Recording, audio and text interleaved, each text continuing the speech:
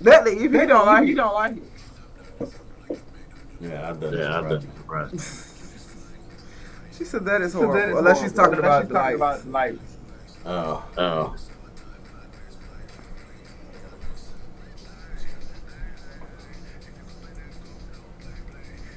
This really isn't bad.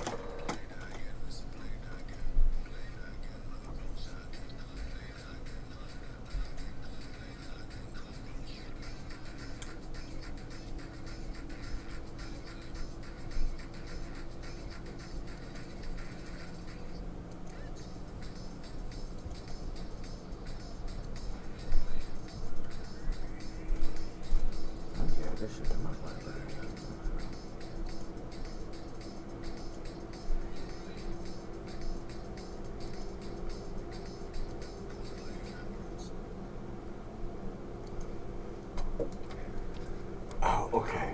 That's incorrect. Okay. I apologize, Mr. Elwood. Like I didn't think, you know what I'm saying, the vibes was gonna be there, but them joints was fire, man. I can rock with that. I didn't expect Not at all. And I know the second joint. I mean, of course, the first one, like you saying, it is like a club joint, but the second one especially. But that first joint, I would rock that shit in the car. Yeah, I didn't expect that. I definitely didn't expect that. All right. Okay. I ain't mad at it. All right, so we were talking. I'm really shocked. Really kind of lost words. All right, so we were talking earlier. Now this right here, I can't say was a power couple. This couple together, both of them do other things. They're no longer a couple, but they used to. When they were a couple, they did other things. Tiana Taylor was a movie star. Was a movie actress. Let's not do star. I was being a little too nice. And Iman was a world champion. Basketball NBA player. They got together. They were together for a few years. Everybody thought it was a strong union. But both of them went into music. So let's try this out. Yeah. This is Wake Up Love, Tiana Taylor featuring your mom. Here we go, y'all. Lunchtime Big Time Radio Network.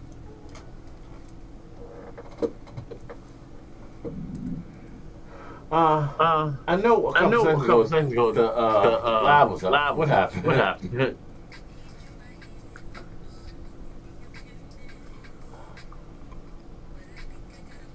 And it keeps saying Sierra too. It had that, then the other one had. That's not live. Cause I just fixed it. Did it transition over? Yeah. No, that wasn't live. That was going earlier.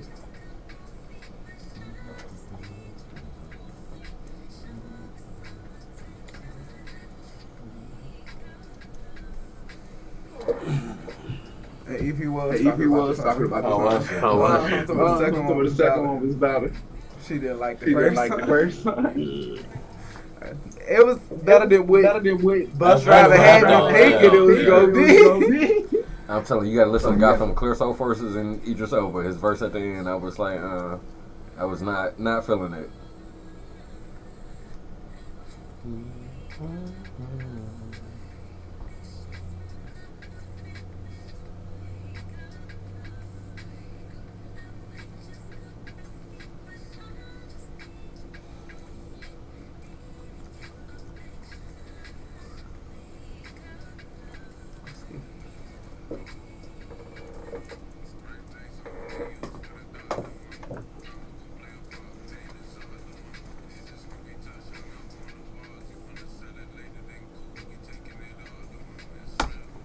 How long has that been like that? With the score. Yeah. Barely hanging on. Yeah. I had to switch you to the other headphones too. Mm-hmm. That's the mic piece. I don't know. Something was on it and it broke off. It's not bad either. Oh yeah.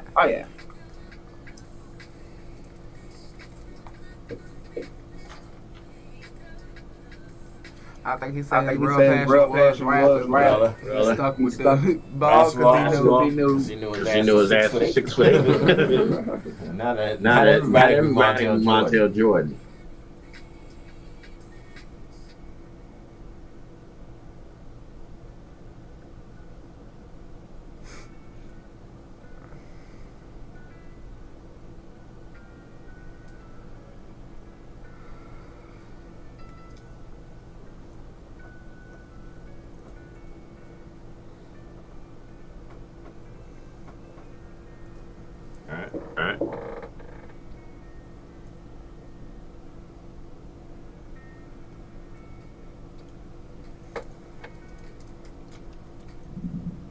All right. All right, y'all. That's kind of going out real smooth. Like a love song. I guess Wake Up Love. Right, so that was Tiana Taylor. Am I saying that right? Tiana Taylor featuring Iman Shumpert. That's not bad. Shumpert. It's really not bad. She has an incredible voice. She really has an incredible voice. And it's the same live. I can't say I've seen that. And really? Yeah, man. You seen her live? She's something. She's very dope live. She doesn't get that much credit. Maybe because I don't know. Every time I see her, I think Byron. That's all I hear. Over and over in my head. Byron. It was annoying. That was her part. She played it. It was annoying. Maybe that's with that one too. Maybe that's probably why I'm not. All right, so here we go. This whole segment started because of a conversation we were having on the show Wednesday when I played one of my favorite NBA hero. Hold on. Time out. NBA hero. You missed this conversation. I want to ask your opinion. Dwight Howard. What'd you think about that situation? I thought I just was going to get skipped. I just knew something here Friday. Yeah. I feel like if he wasn't famous, it probably wouldn't be such a big deal. Yeah, it wouldn't be. I mean, it's not really a big deal anyway, but yeah.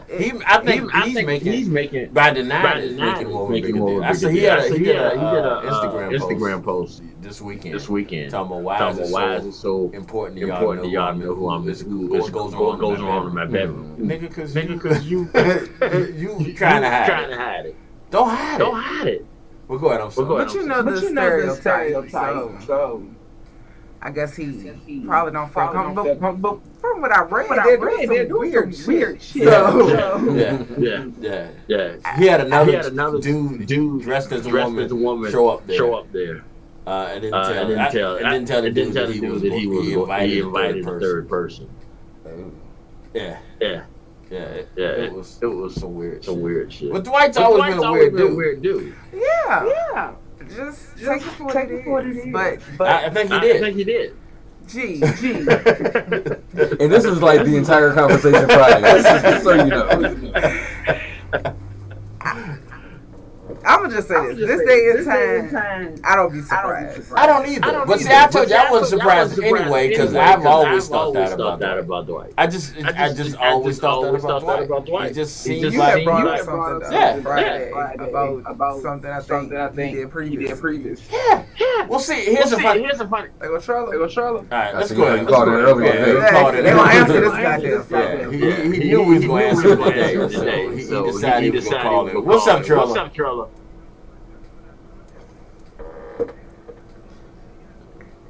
Yeah, what up there? Oh, no, he ain't there. 12:30. Yep. That don't mean call back at 12:30. Say what?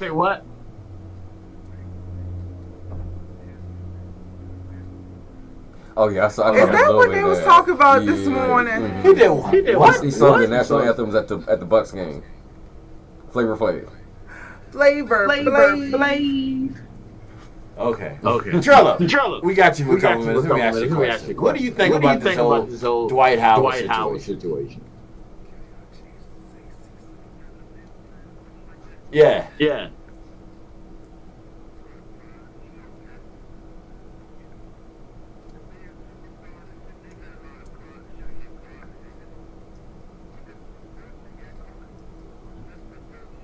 But see, I don't consider it caught. I mean, like he said, what business is lives? Who did he fuck? I guess it's the point that he was trying to hump two men, but one that looked like a woman.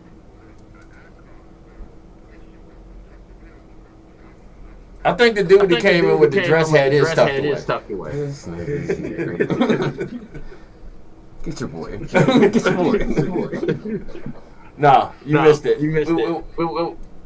No, it was a dude that came in that Dwight had with them. I don't know if you know the whole story. It seems like Dwight and this guy was talking back and forth on social media. Dwight invited him to his house, sent the Uber to go get the dude.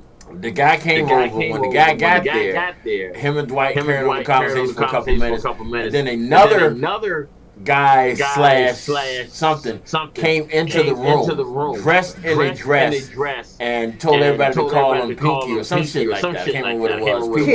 Kitty or something like that. Told him to call him that. And Dwight and the dude in the dress decided that they was go start something. So they got involved sexually.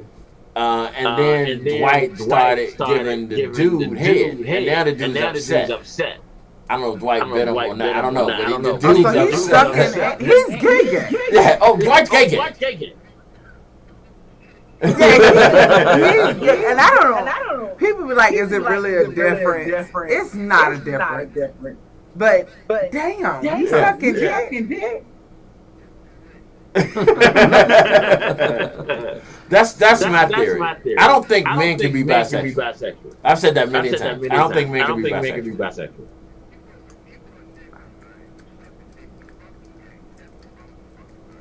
Yeah. Nah, yeah, pussy.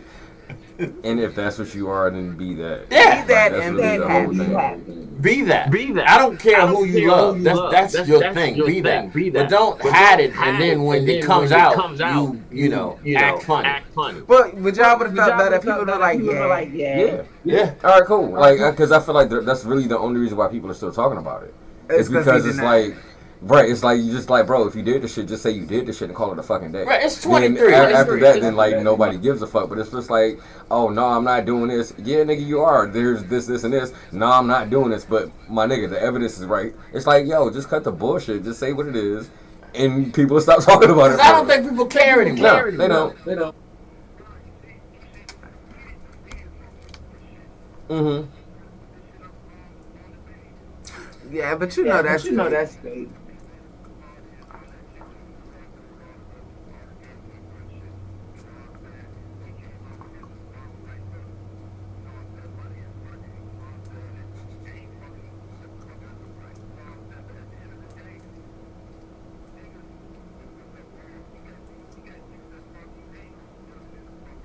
Right.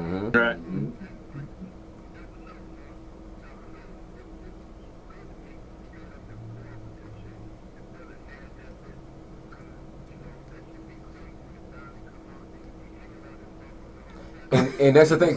But my thing is like, yo, if that's the situation, just so I kind of know how to approach things. Right. You know what I'm saying? I'm not gonna be like, yo, we out somewhere. Hey, yo, nigga, look at that girl ass, and that's not what you want to be looking at. Yeah. You know what I'm saying? No, look at the nigga shit. Right. It's like if I know, then it's just kind of it's. I think it's with people, with friends especially. You want to know how to approach the shit. You know what I'm saying? Like I said, you don't want to be an asshole. You don't want to be insensitive. You don't want to have saying some shit that could offend somebody. But if I don't know that it could offend you, then that's not really my fault. I can say some offensive shit, and I don't. You know what I'm saying? Like, it's just, I don't know. I mean, my mouth reckless as fuck. That's the thing. Pause. but you know, it is. I don't want to say nothing. Say what? Yeah, right. I don't want to say nothing in joke that I wouldn't say if I knew. Like if I knew,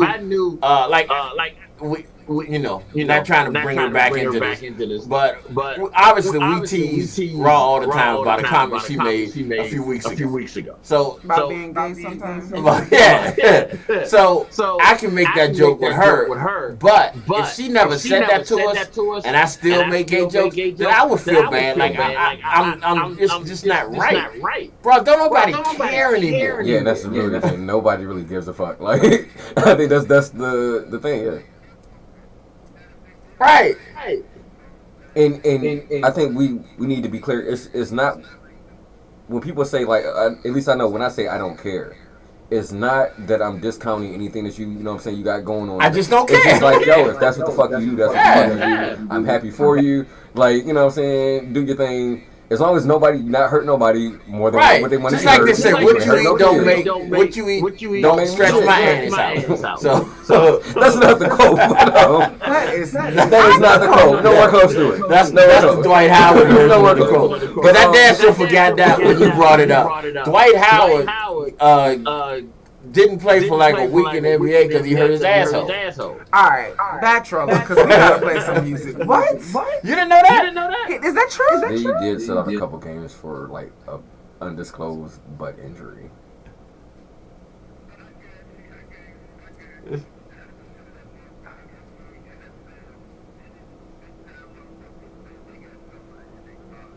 Yeah. It ain't necessarily them being gay. A lot of them is drug addicts. Yeah. Some of them be abusers. It be different shit. They're regular people. Because they're regular people. That's exactly what it is. Yeah, we all got shit in our closet. It's just mine ain't wearing no dress that ain't supposed to have no dress. I'm just saying. We all got shit in our closet. You gotta realize these are regular people. Yeah, that's really He's just a big ass regular person. Who can dunk a basketball. Yeah. and hold two dicks in his mouth at the same time. Alright, so what we got coming up next? Trilla, what you got going on, bro? We let you go. Get back to what you're doing.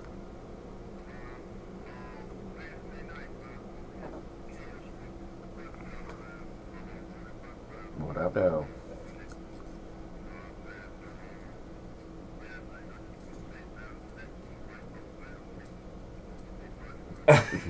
All right. Appreciate you calling, Trilla. All right, y'all. That was Trilla, part of the Lunchtime crew.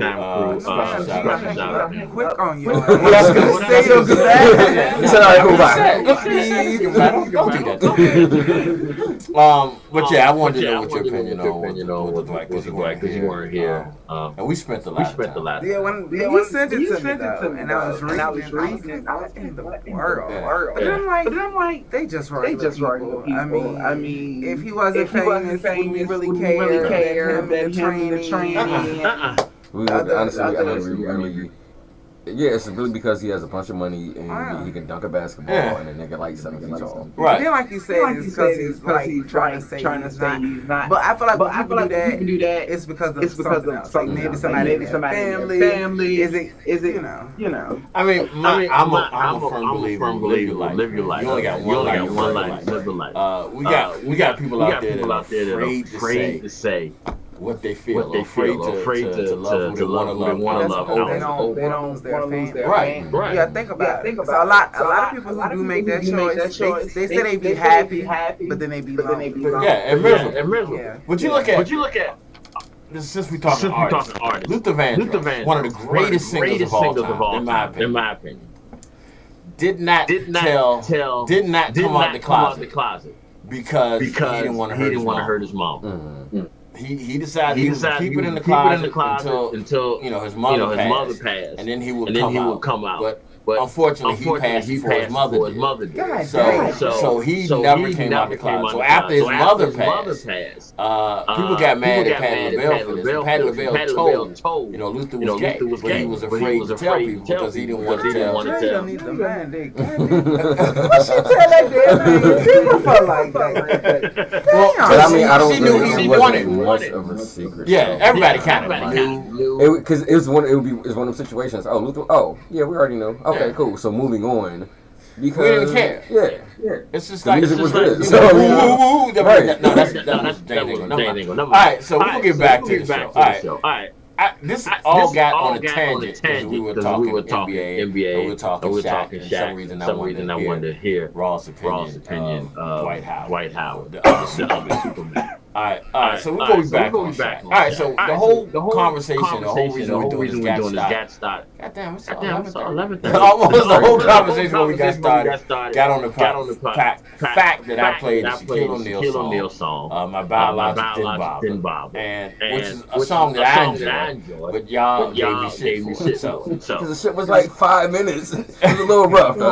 This one right here is 4 minutes, but y'all go listen to the whole thing. Goddamn. I'm about to get up water. This is no. You need to hear this. All right, G. I'm sure you've heard it because I played it. But this is Shaquille O'Neal featuring the Notorious B.I.G. Still Can't Stop the Rain. Big Time Radio Network. I don't remember hearing this though. You probably told me who it was when I got up.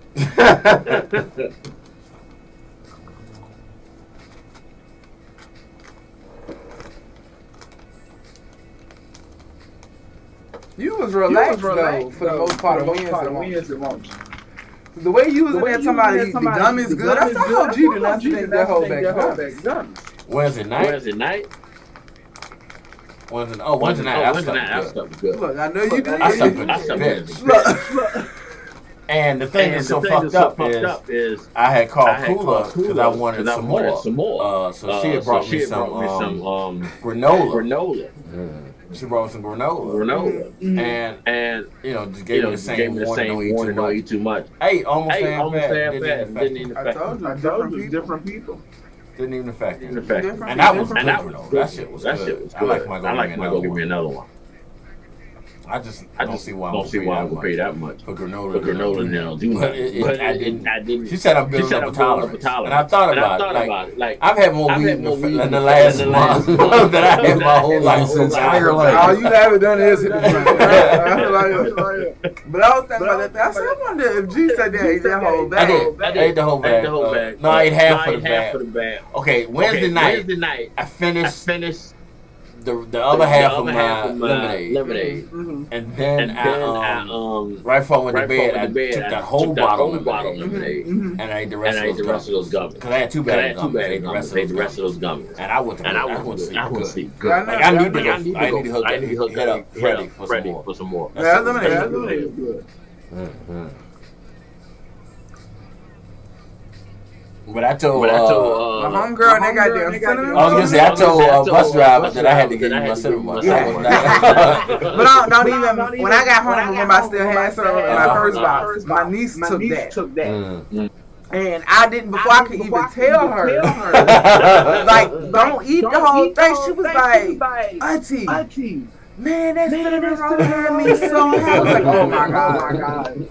But I literally ate that. I ate half of it that day and say the other half the next day, and I literally bit off of it slowly. So I'm like, this shit is cool. Yeah, it was. It don't get me like, you know, that physical type habit. It makes me just so relaxed. Like all I want to do is just sit there and watch TV. We'll really play on my phone. I knew when I only took a little bite of mine. And I was feeling it almost immediately. That was something I didn't want to fuck with. I said, yeah, no wonder bus driver. She getting you to the point. Fast. Yeah, she like, you ain't finna talk to me. But yeah, I will say, with edibles, it can be a hit or miss. Especially depending on your tolerance and how much they putting in there.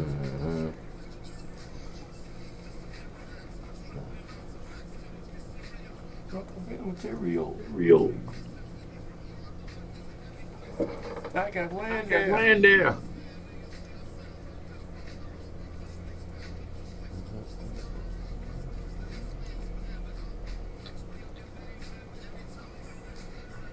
Man, I was watching one of them judge shows, right? And why was this man on there trying to take his wife to court and sue her for her lottery winnings? After he divorced her. Is she about to take somebody with married? No. He divorced her. Cut her off from the bank accounts, everything. She buys the ticket, I guess it's one of those last, hopeful things. And I guess she wins big.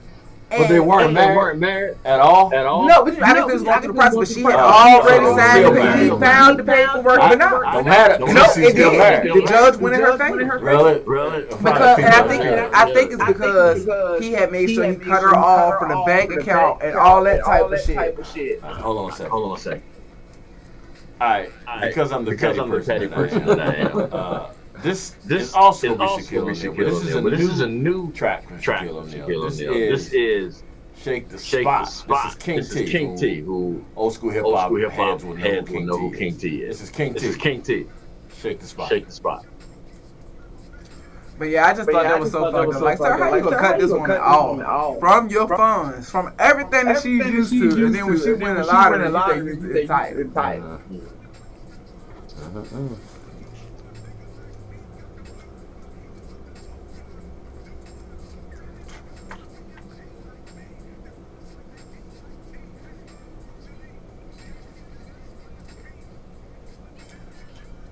As I said, Chicago Bears. It's like the football team. They made a fucking song. This was the biggest thing out when this came out.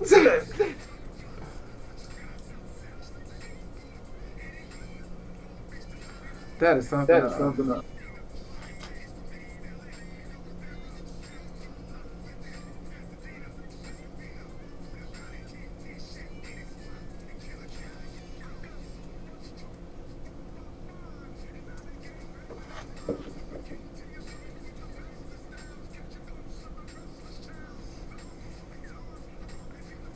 Do me a favor.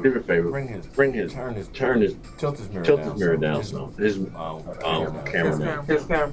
Can you tilt down? Some? You're not going to see it. I'm sorry. That's too much. Well, G, I did that too. You turned it on. That'll work. I just don't want to have the top of his head.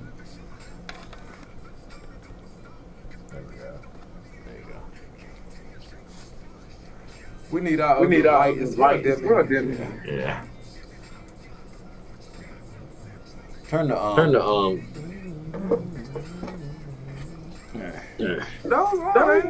Yeah, no, turn it up. Turn it up though. God damn.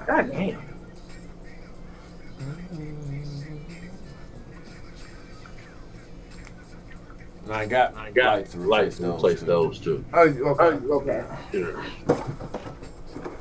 So we still out there. I sit on that. Oh yeah, he looks like skin again.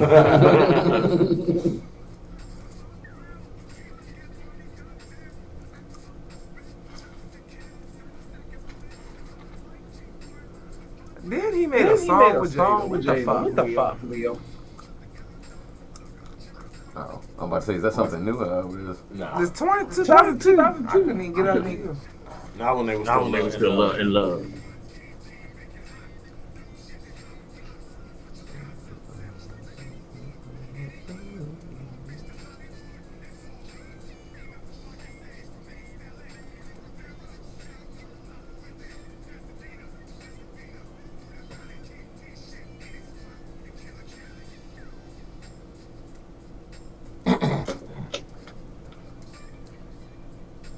All right, I probably could play a commercial for that one, but we had commercials when the system went down, so we'd be good. All right, that was King T. Shake the Spot featuring Shaquille O'Neal. All right, so athletes that decided to release an album. Not all of them were great. This one that I'm about to play to y'all now is a classic because this was one of the first times that a whole team did a song.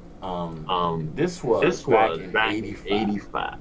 Granted, I was the only person in here alive. Doing this I'm about to say, if it was the beginning of 85, I definitely wasn't around yet. Well, yeah, it was. No. It was the beginning of the 85. This was the 85 Bears. Okay, yeah. One of the greatest football teams ever, but one of the greatest defensive football teams of all time. Was 85 Bears. They went to the Super Bowl. Had, in my opinion, top three running back of all time as far as Walter Payton. Shout out to Walter Payton. Rest in peace. This was the rookie year of William the Refrigerator Perry. I don't know. I'm never asking. Do you know William Perry? This was Fritz. This gave. Back when I was in high school, this gave big guys like me the idea that we could play running back. Because the Fridge, he was an offensive tackle, I believe. But they also put him in at running back a couple times. He scored a couple touchdowns. Scored in the Super Bowl, as a matter of fact. Which I thought was disrespectful because they didn't allow Walter Payton did not get a chance to score. That's a whole other story. But in 85, they came out with a song called Super Bowl Shuffle. And what this is, the whole team got together and they shot this video. If you get a chance, go to YouTube, check out the video. You will never see a bunch of uncoordinated white people. But they shot the video, they did the song. The proceeds went to I can't remember which charity, but it was great. And this was a hit. I mean, just talking number one hit type thing. Dumbest song. I'm not saying anybody's verse was outstanding. No one should have quit their day. But that being said, this was probably one of the greatest things that ever happened. If you were a football fan, because you got a chance to see some of your heroes, and I was a huge Walter Payton fan. Some of your heroes do something they've never done. So this is Chicago Bears, 1985 Chicago Bears, and this is Super Bowl Lunchtime, Big Time Radio Network.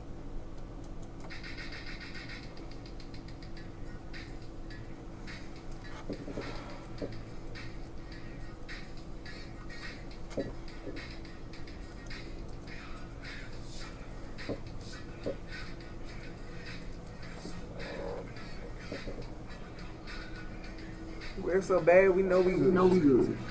Bad mean bad, not bad mean good. We're just hit it.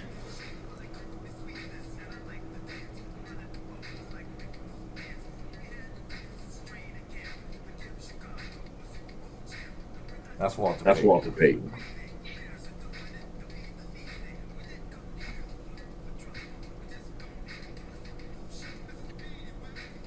Willie Galt.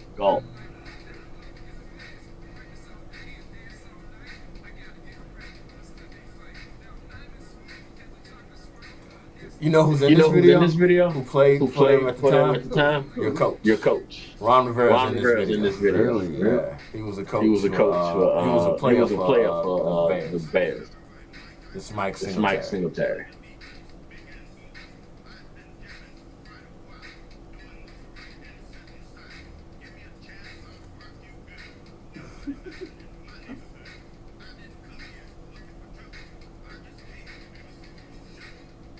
You gotta think. This is 85, 84, 85. A bunch of athletes. They probably did this for charity. No one wanted to be like do this. And the video is just sad.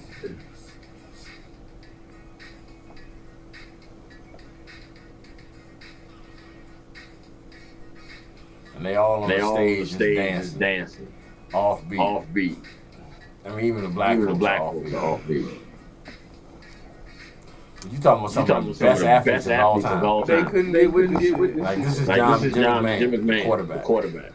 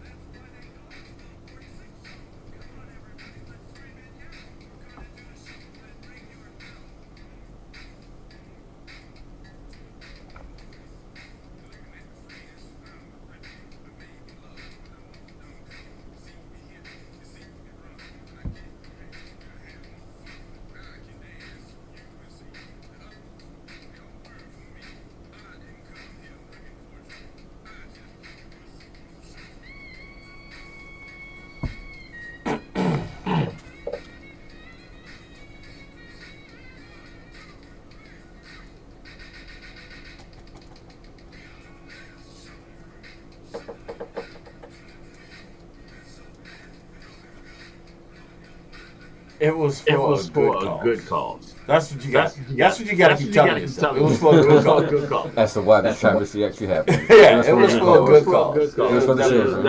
It was just for the hungry kids. It was for a good cause. I'm glad we got through that. Don't be too glad. All right. Do you know who Carl Lewis is? Olympic runner.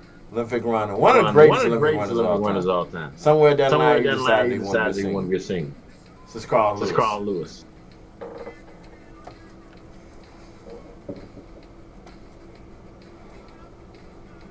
Well, at least he could sing.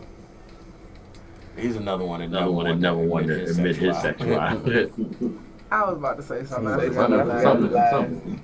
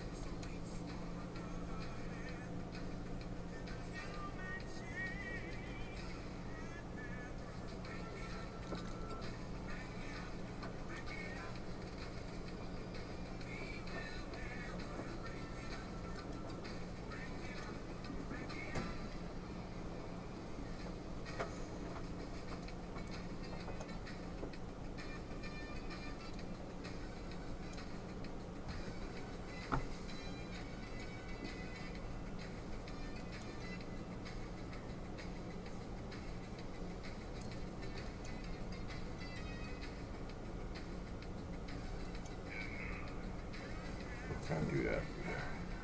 So you got some Halloween effect? No, this is for the game when we start playing the game.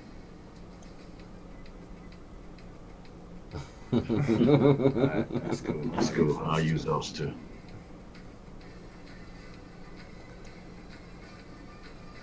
Yeah, I cannot believe how much attention this list has gotten with the don't take the dates on. Yeah.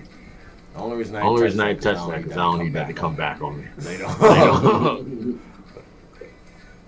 I'm just saying, like, some of these people, like, so where the fuck are y'all supposed to go to? Like.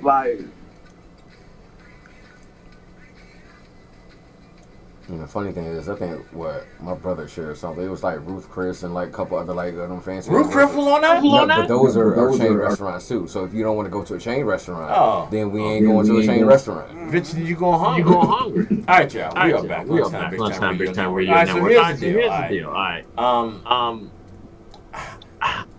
Because we're having the day that we're having with all these type of technical issues. I'm gonna have to go back on something I said. I feel like I gotta go back to our money bag and lay down money bag with this bitch.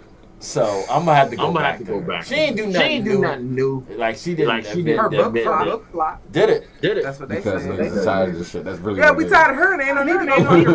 We know the whole book now. Yeah, but I mean, it also goes to the fact that I think this is not what I meant when I talk about. But anyway, I think looking at a lot of social media, I think people this really backfired. Everything. Like people are so anti-Jada right now, and for Will. Like people are really for Will. And I saw something the other day that really made sense. That made me think about it. And this goes out to everybody that's like the fairness of the way we treat men and women. Flip all of this. Yep. Flip all of this. Put Will in Jada's position. And I'm talking about let's just do the August situation. So let's say we're gonna pick Tiana Taylor. Let's pick because she was dealing with them for a minute. Tiana Taylor comes into the Smith household. She's a friend of Willow. All right. Will kind of takes a liking to her, and they start an affair. All right. Or an entanglement. An entanglement.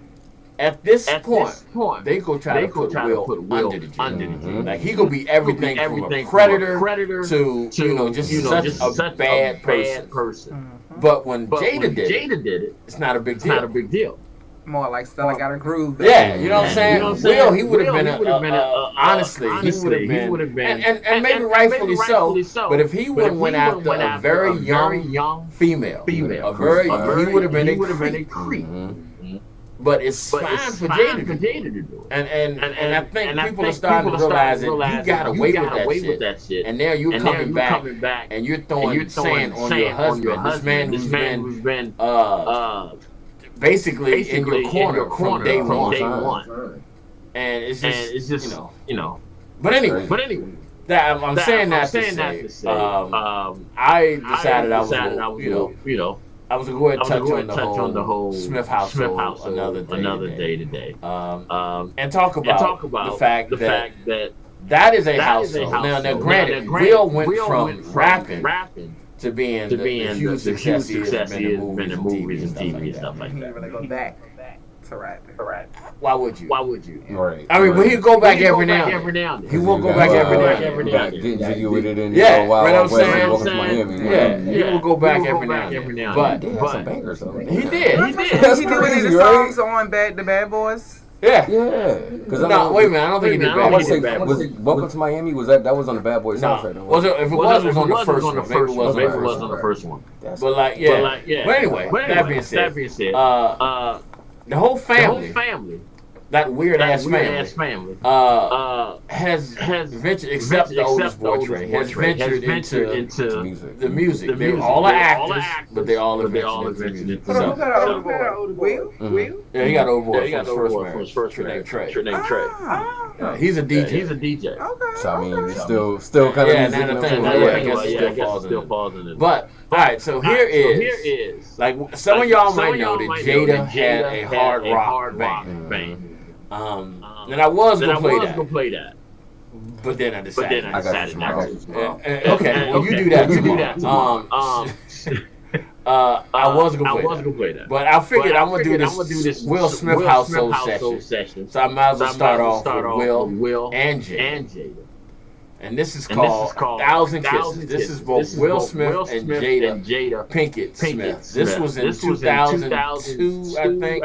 So this is when they were still happy. 2010, excuse me. So this is when I think they were still together. So here we go. This is 1,000 Kisses. Will and Jada.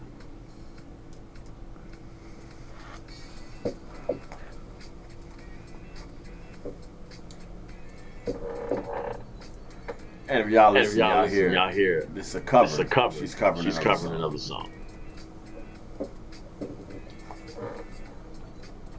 Bitch couldn't come up with her own song.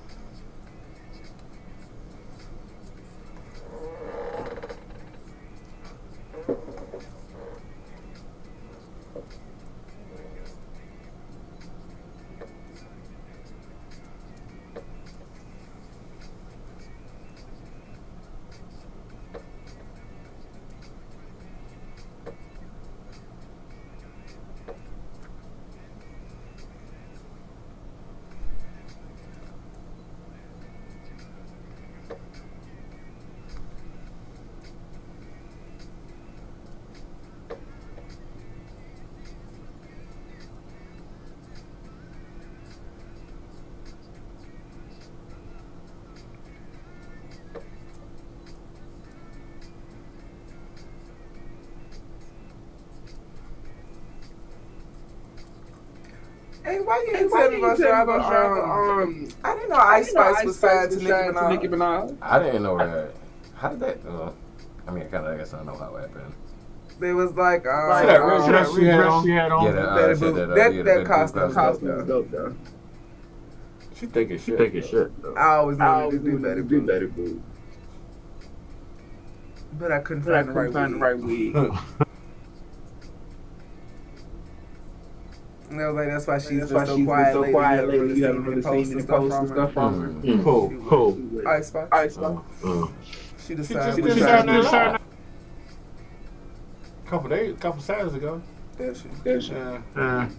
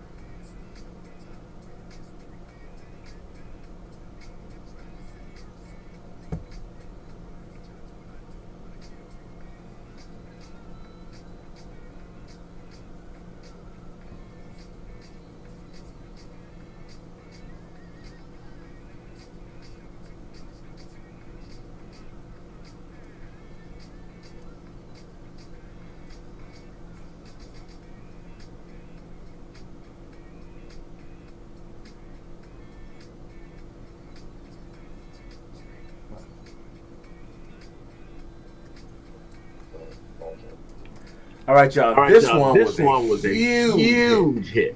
Huge hit. This is Willow Smith. With my hair.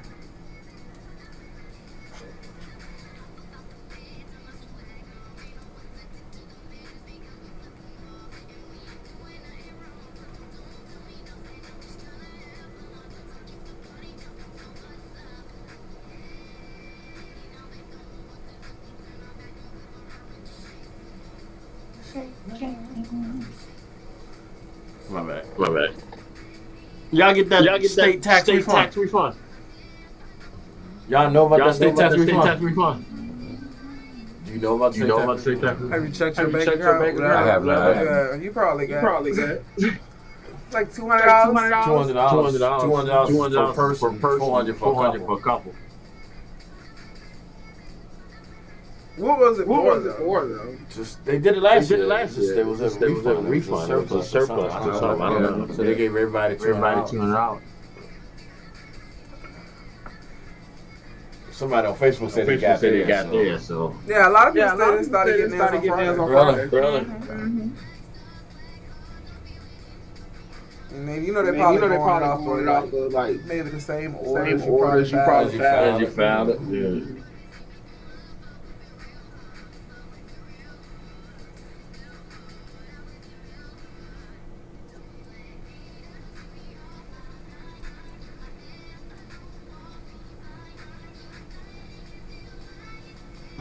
He did a remix of this with Nicki Minaj when Nicki first came out. I mean, this wasn't a bad song. No, who was it?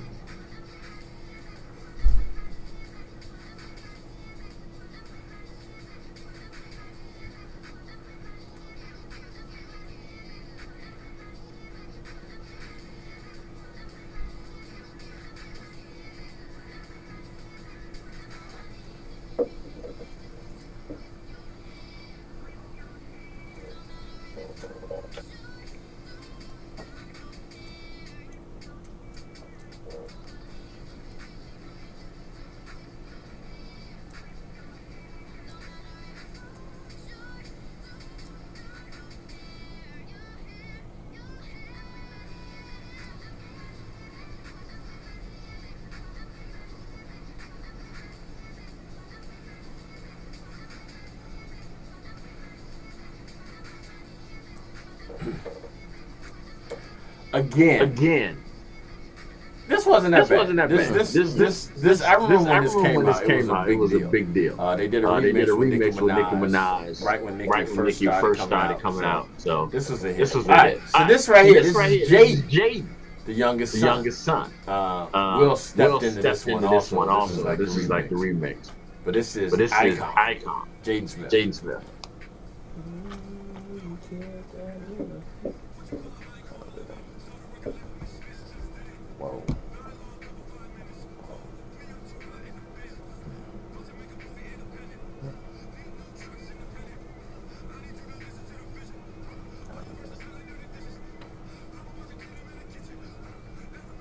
not the right version. Not the right version. It's like, it sounds like it's pitched down a little bit. Yeah. It's an icon.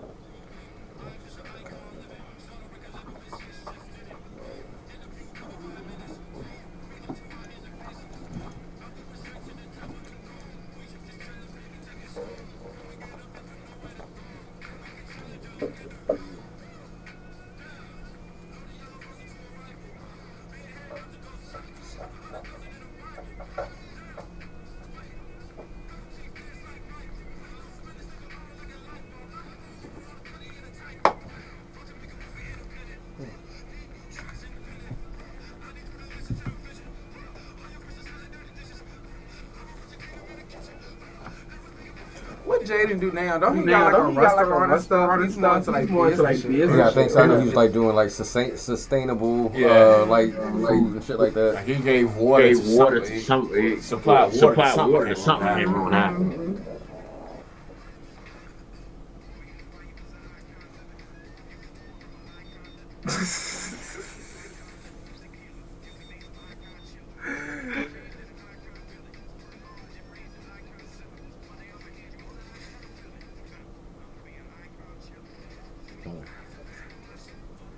Will's talented. He's really talented.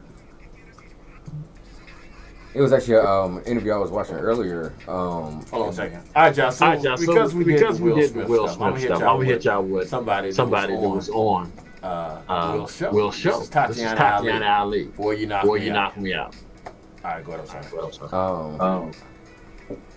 Chuck D. It was Chuck D and Will Smith were talking. And they were basically talking about the time, I think they were in like the Dominican Republic or something like that. And Will Smith was like out rhyming everybody that was around him. He was like, they were just kind of walking down the beach and Will just spitting. Because he was like, but Will was like, he was trying to impress Chuck D. Like he wanted him to respect him so much. He just kind of kept going. And Chuck D was like, he's one of the most rhymingest niggas like to ever do this shit. And it sounds like, you know what I'm saying? Like, the shit he just said, like, I'm gonna be an icon chilling. Like, that play like that, like, that shit is definitely dope. I think he's one. What happened to him is his image overshadowed him. Like because he was like he didn't curse in the songs or anything like that. You know, he probably would have been considered more hard if he would have probably do a fuck you. I mean, I'm not saying he should have, but because at that point everybody looked at him like this wholesome ass. Yeah, but I mean that still speaks value for him to be able to rap the way he do. And not because I feel like that should be kind of. And then again, it also didn't help. You had best DJs ever. Oh yeah, hell yeah, Jazzy Jeff. And that's the thing. So Little Brother's producer, Ninth Wonder, he was trained by Jazzy Jeff. Really? That's why that nigga nice the way he nice. He was trained under Jazzy Jeff. Alright, we're gonna do the Rock World mix after this. It says 30, but it's 15 minutes. All right.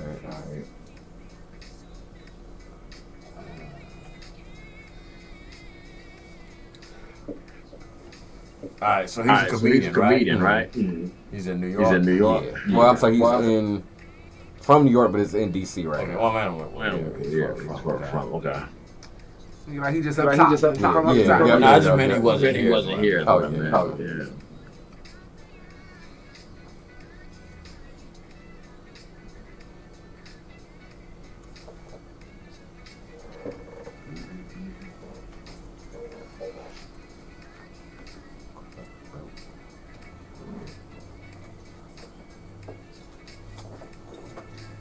it's unfortunate. Like this song or her career pretty much went the way it did on the episode of Fresh Prince. Like she had that one song, one hit, and that was it.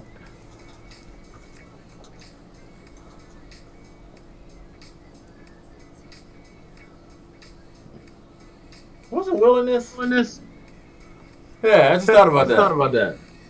I'm about to say, what else did Brian McKnight sing? But I think they got Kobe in it. Yeah.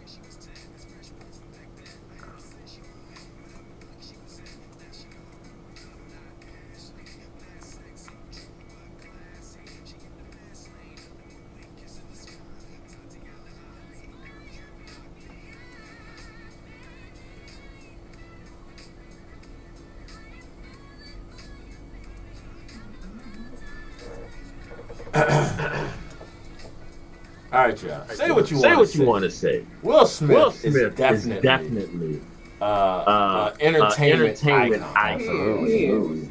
I mean, honestly, in my opinion, one of the greatest actors in our generation. Absolutely. Ali, one of the pioneers of hip hop music. Whether you rock with his music or not, you cannot deny the fact that Jazzy Jeff and the Fresh Prince were pioneers in this game. They brought party rap.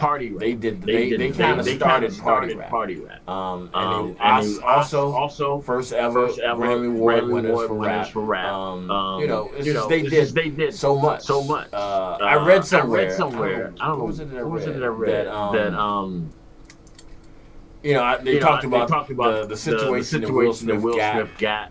The Fresh Prince of Bel-Air. I had a brain freeze. Somebody else was supposed to have the Will Smith part. I can't remember who it was. I just read it this week. Now I can't think of it. Which don't make sense because he's always been Fresh Prince. So I would add somebody else. But you know. To me, I don't think he gets enough credit for what he's done for hip hop and what he's done for the culture. I think obviously he made some mistakes in life. Probably married Jada was probably one of them. I'm sure he's paying for him now. But I think Will Smith, you gotta give him credit, man. I mean, in my opinion, again. Will had some bangers back in the day. I mean, one of my favorites. Anyway, Will had some bangers. For every Wild Wild West, which I enjoyed. I enjoyed the movie and the song. I don't know why people want it from that. I don't either. But I think that shit was good. Yeah, it's criminally like disparaged and like that shit is underrated. Like I can't think of a Will Smith movie that I didn't like. That I watched. Like I didn't watch all of 6 Degrees of Separation. But anything, and I Ali classic. Yeah, Ali. Independence Day classic. Yeah. You know what I'm saying? Pursuit of Happiness. Like it's just he's done some shit, man. You know, and you got all the bad boys. Like you know, I don't see. You know, like I said, the recent one with the slave one. If you haven't seen that, you have to see that. Okay. I mean, you have to see that. That in my mind, in my opinion, Pursuit of Happiness, he should have won an Oscar for. He should have won an Oscar for that. But the new slave movie was a year, 2 years old now. He did better than he did in Pursuit of Happiness. It was incredible. You have to check that out. So, but anyway, shout out to Will Smith for bringing his old crazy ass wife into the music industry. So, all right, y'all. It is now 5 hours. So we go hit y'all up with DJ Rockwell. Lunchtime mixer. We will be right back. In about 15-20 minutes without guests. 20 minutes. Okay. Give or take. I was trying to get your attention because I couldn't really guess. Sean. Okay. Oh, okay. It is up there. Comedian Sean. What was it? People. All right. Here we go, y'all. This is DJ Rockwell. Lunchtime mixer. We'll be right back. Lunchtime Big Time Radio Network.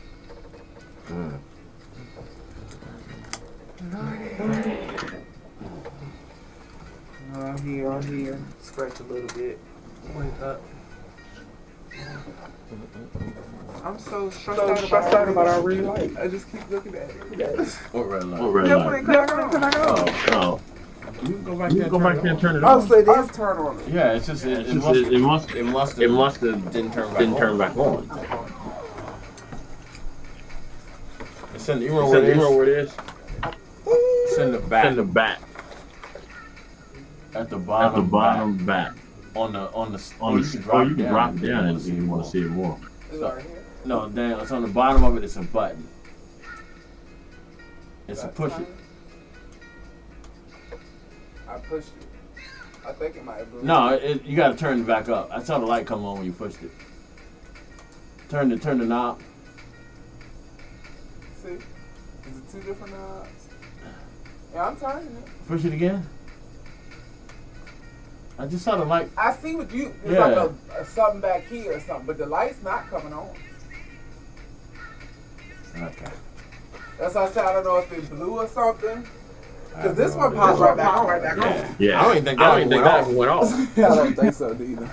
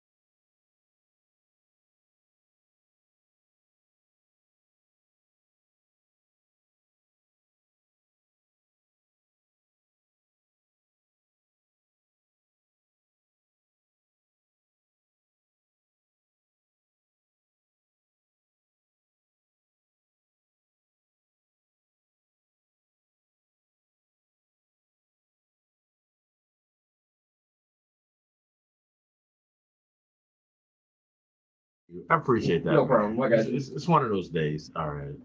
All right. So what we doing today for the next couple until we get our guest call? We're again still going off entertainers who decided they wanted to, make music. Now this particular person is someone who made music that decided I'm gonna be an entertainer now and just left the music aside. Thank God.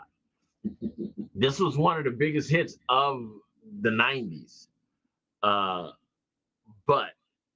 I'm so much glad. I'm so happy that he decided not to do this no more. Mark Wahlberg is one of my favorite actors.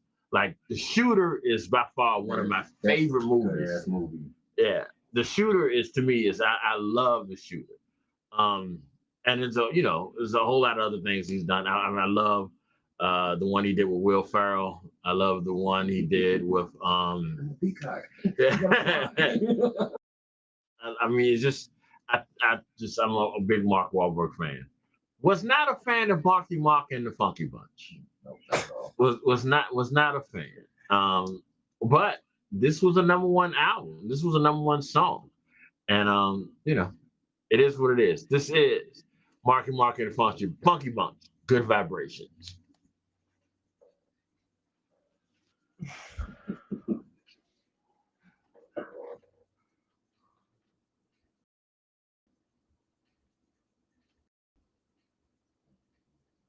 The other guys is the one with the fathers. Who was two of those? The stepdad, not stepdads. It might have been stepdad. Wait.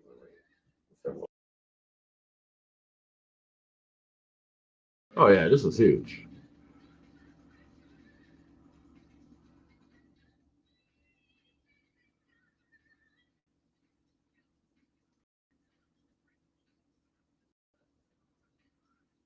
Daddy's.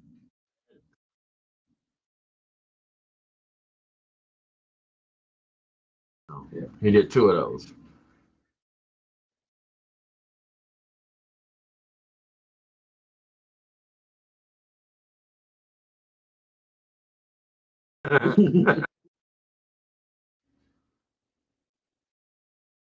You were a pimp. No, I was.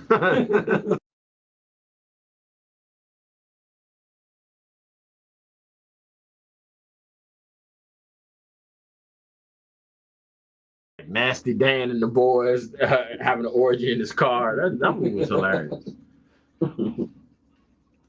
That should happen. I made a post. I reposted something yesterday of a movie that everybody and it's funny because mostly white people have a problem with Tropic Thunder. Oh yeah, that's Love Robert Downey Jr. like no. He was a guy. So, I'm a dude playing dude.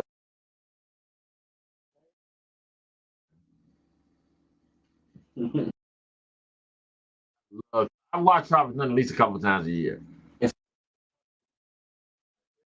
that,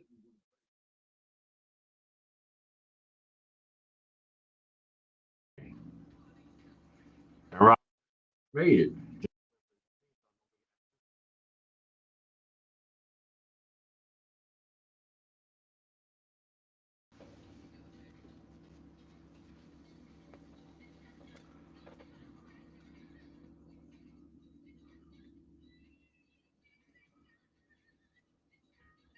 The sound. yeah.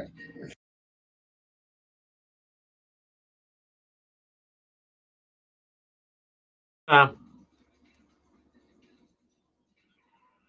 No. Can you hear me?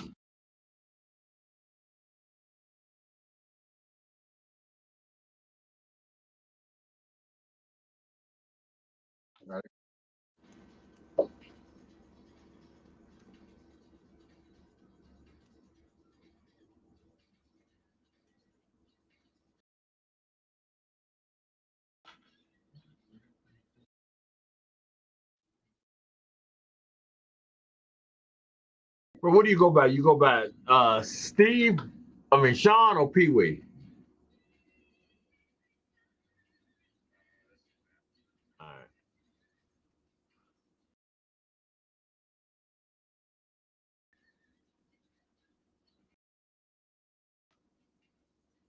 I'm about to bring you on.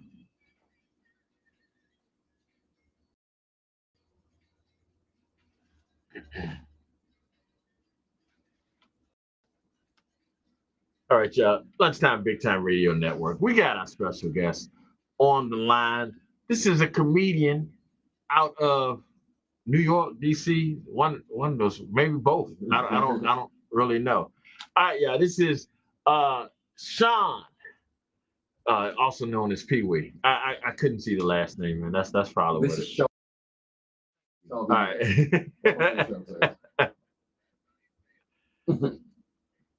Welcome, man. Welcome to Lunchtime, brother. I appreciate you coming through to sit in with us for this. Tell us about yourself, man.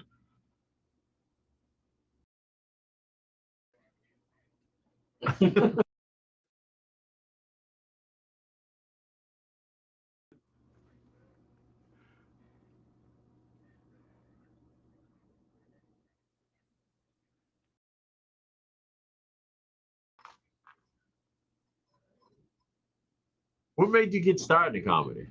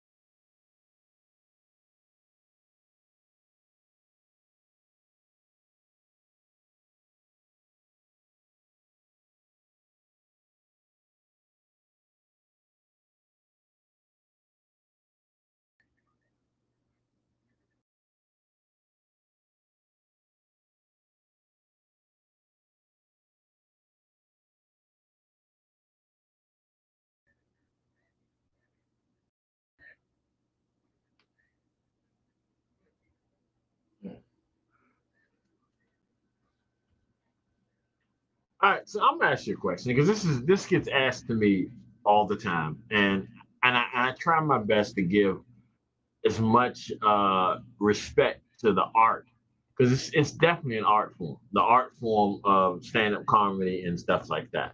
There is a major difference between someone who is a stand-up comedian and someone who's just funny. It's a whole different professional level between someone who's just funny, who might say something funny every now and then, to a stand-up comedian. What do you feel makes y'all special, makes y'all different?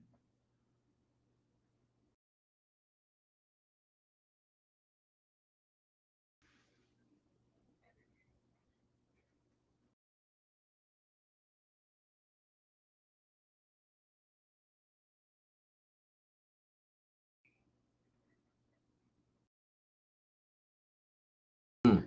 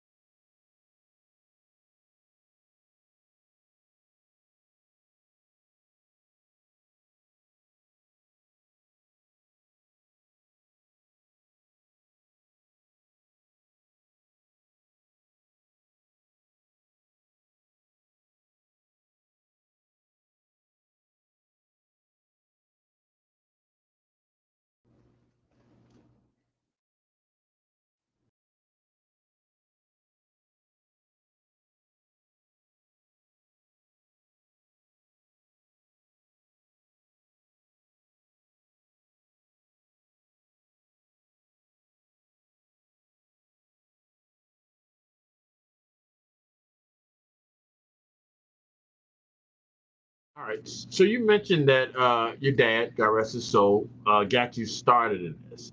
Uh, who else would you consider your inspirations? Who else do you kind of pattern your style with?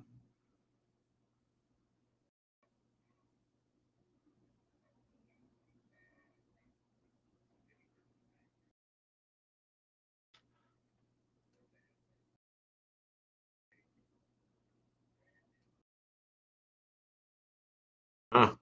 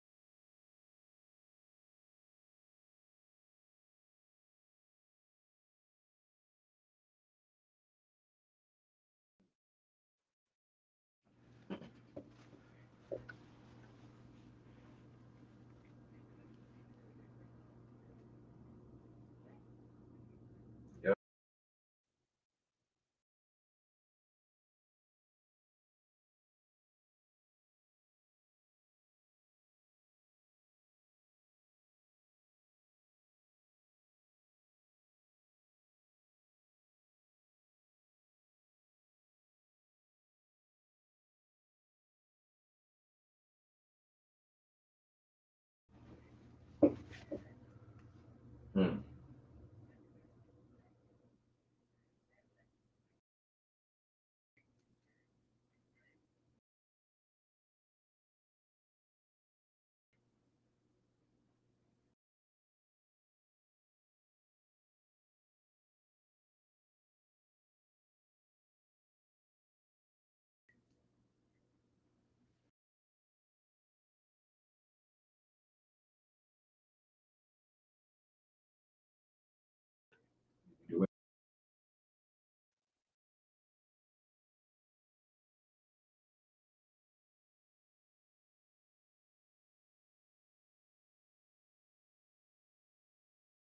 I can believe.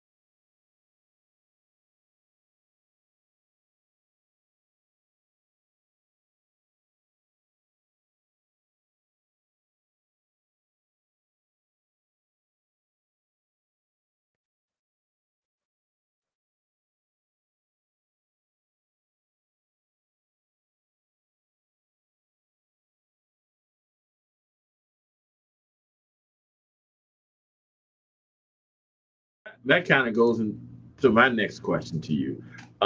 With so many different uh, artists out here, stand-up comedians, a lot of people say that how they are on stage is different from how they are off the stage. If you're just hanging around with the fellas, or in a social environment, are you the same guy that's up on stage? Yeah. So it's just like you and like three or four of your boys at a game.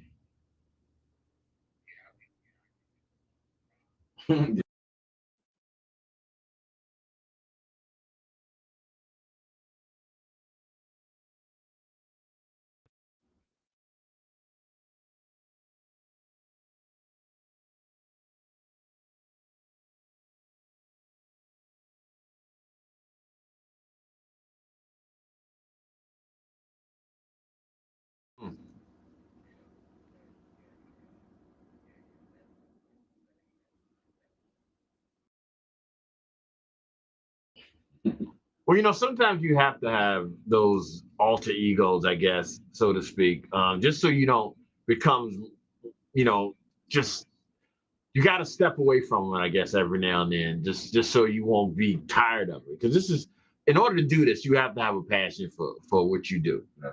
Especially with stand-up comedy, you have to have a passion. You have to be a student.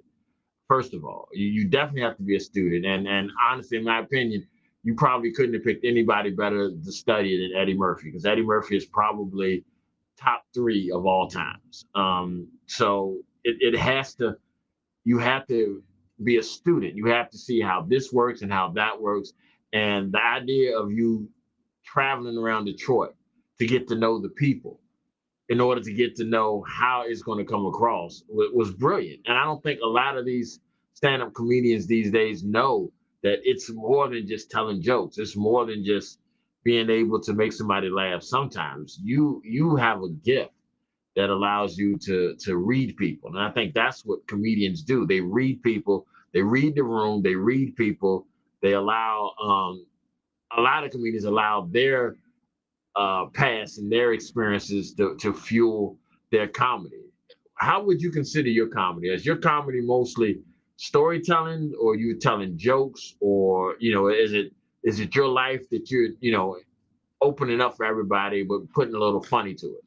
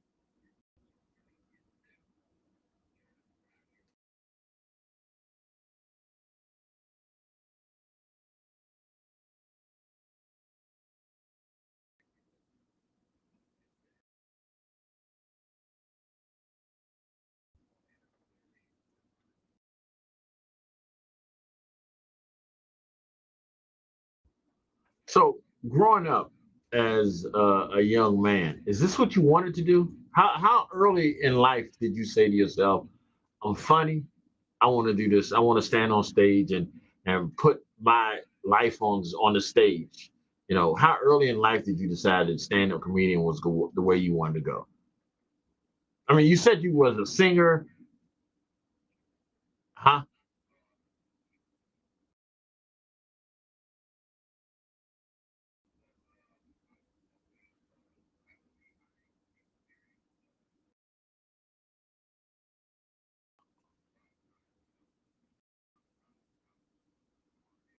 Right.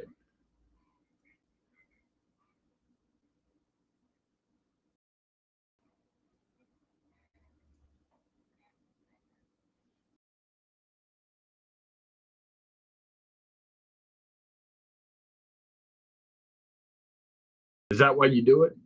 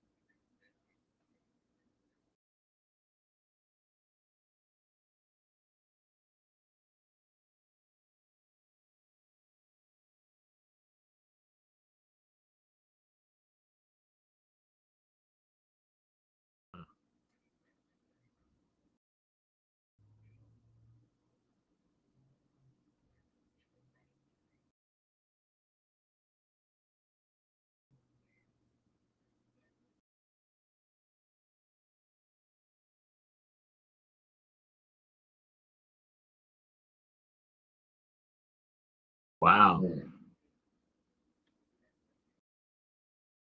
So looking back, would you consider that your origin story, so to speak? Like that is the moment that the seed was planted.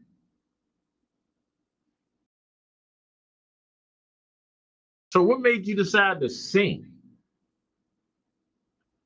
I'm not saying you can't sing. I'm just saying what made you decide to uh when you sat back and you thought about that time. I'm figuring you felt something on stage. Something when you was on stage at 11 made you feel like this is where I'm supposed to be.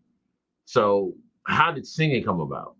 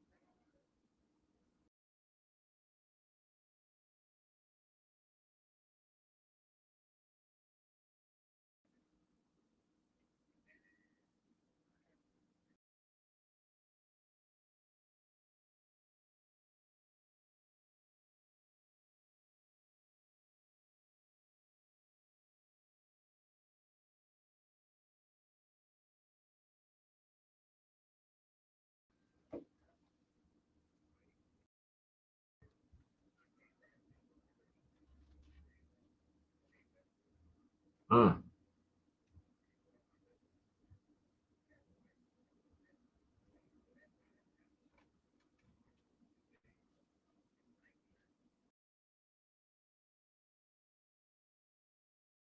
Do you miss it? I mean, performing as a singer. Oh, okay. All right.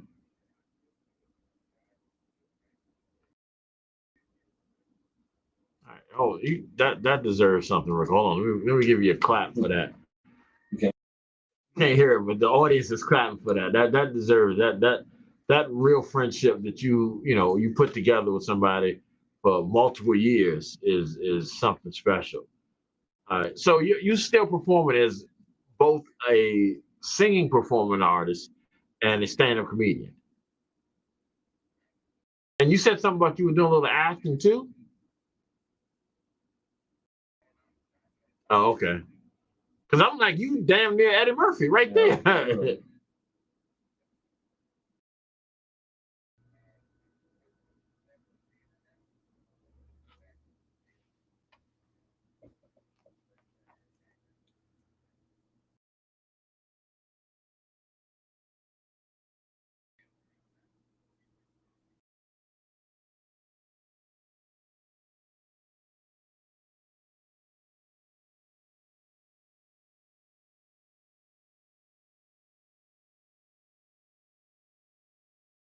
So what do you think, in your opinion, do you love the most? What is Sean happiest if he's singing on stage, if he's acting in front of a crowd, or if he's acting on a TV show in the future, or if you're telling jokes? What do you think makes you the happiest? I'm sure they all make you happy, but what do you think makes you the happiest?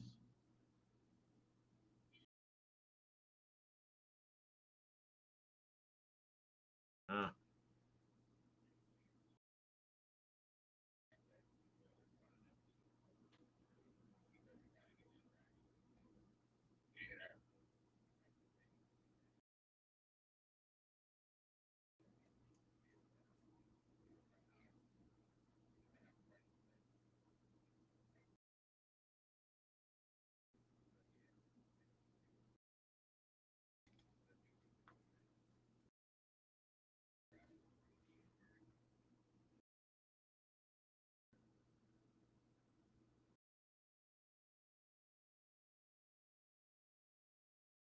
okay.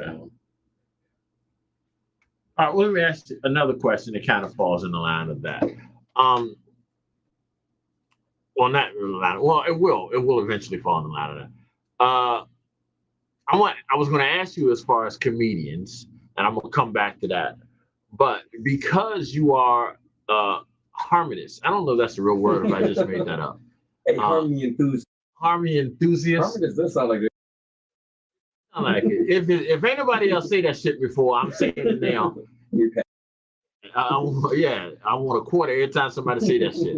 If I see you on stage telling everybody you a harmonist, I'm gonna look for my check. But all right, give me your top 5 groups that really know how to harmonize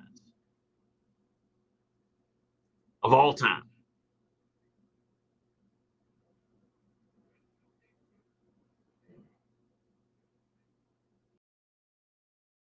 Okay, yeah, I think that was pretty good. Yeah, that was a quick answer. He already knew that. Ready. Okay. All right. So this is what I ask everybody that comes here about their genre. So that really wasn't in your genre. Well, I guess it really was, but it wasn't. All right. So we got a Mount Rushmore. Everybody likes to throw the Mount Rushmore out there of different things and stuff like that. You are a comedian, so I need your Mount Rushmore of stand-up comedians of all time. It doesn't have to be, now or anything. Just give me your top 4 of all times. No particular order, but top 4.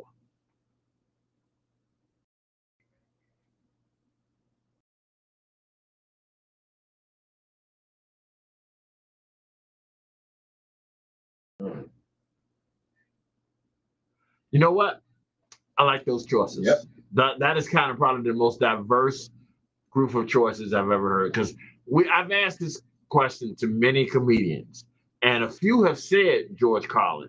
I don't recall that many saying Lenny Bruce. Mm-hmm. And Lenny Bruce is a pioneer in stand-up comedy. Lenny Bruce did it before Richard, as far as the being raw and stuff like that. He made it okay for people to get on stage and be fucked and say a lot of different stuff.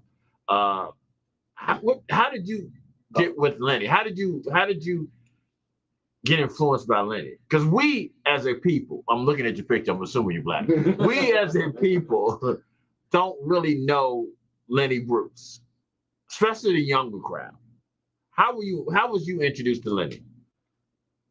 And George Carlin is just the shit from anyway. Oh, okay. That is true.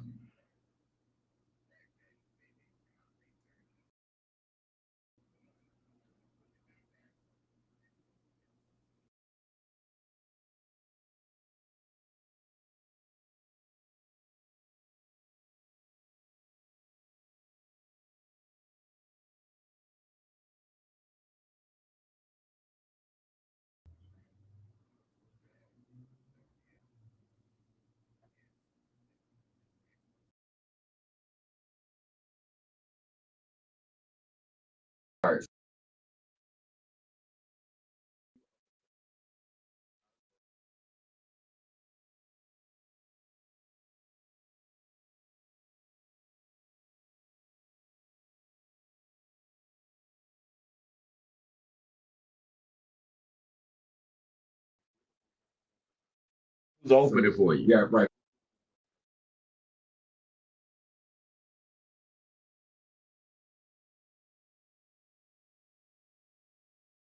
Instead of Lenny, George, and what you call dead. I mean,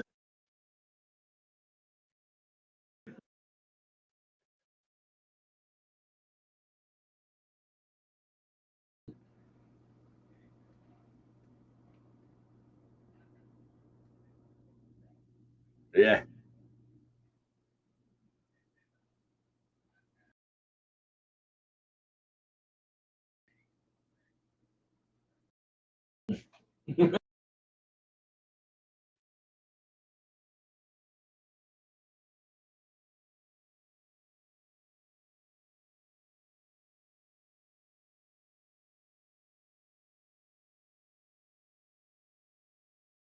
There you go. There you go. I like that answer. I like that answer a lot. So nowadays we got a lot of these, mainly because of social media and the fact that people can become famous overnight for making themselves look like an asshole on social media. But that brought on a huge floodgate of comedians nowadays. Who out there brand new that you think we need to keep a look out on? Anybody on top of your head? Maybe not brand new, but anybody off the top of your head do you think is on the rise?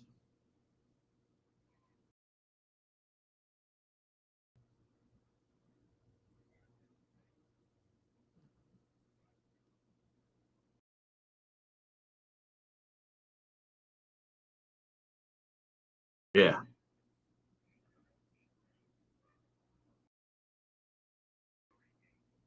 Right. Shout out to him. He's on the was it Hollywood Squares now?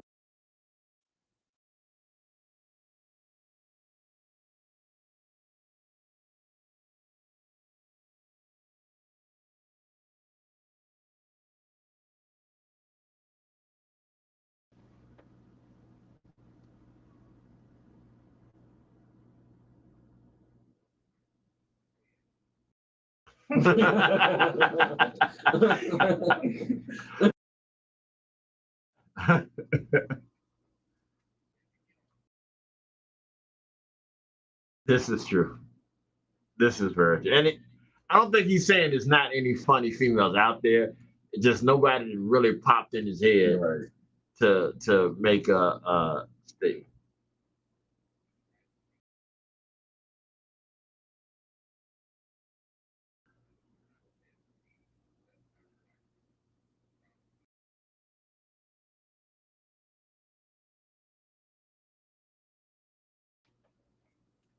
Well, you don't have to force it.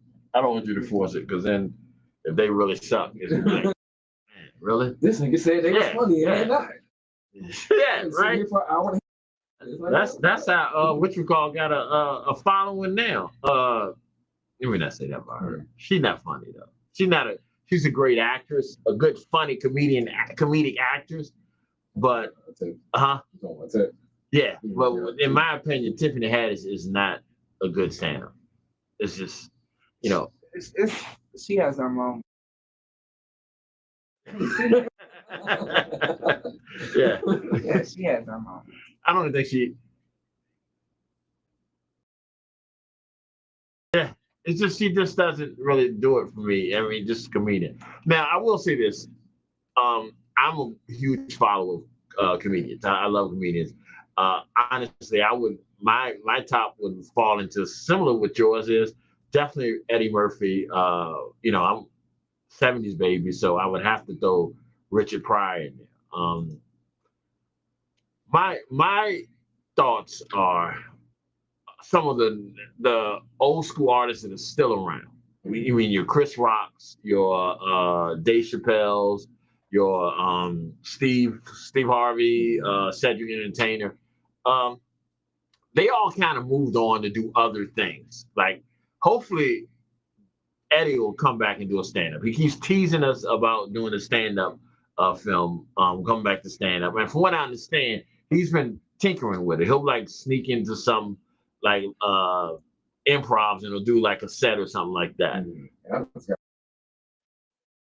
And Eddie's there. That would have to be a dream come true. But Dave Chappelle used to do that all the time. He would just show up to places.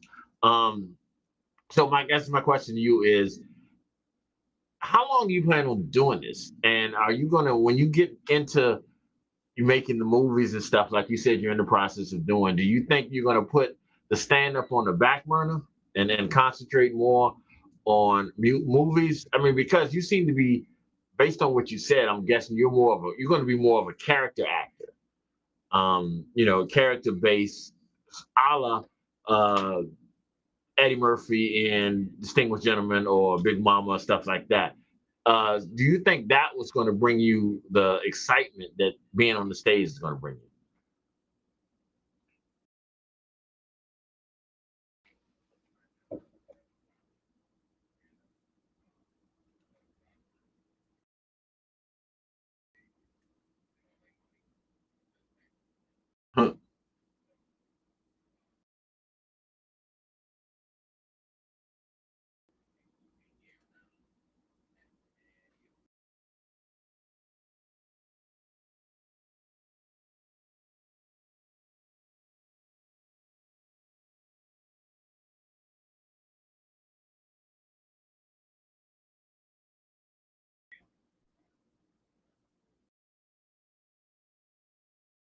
Okay.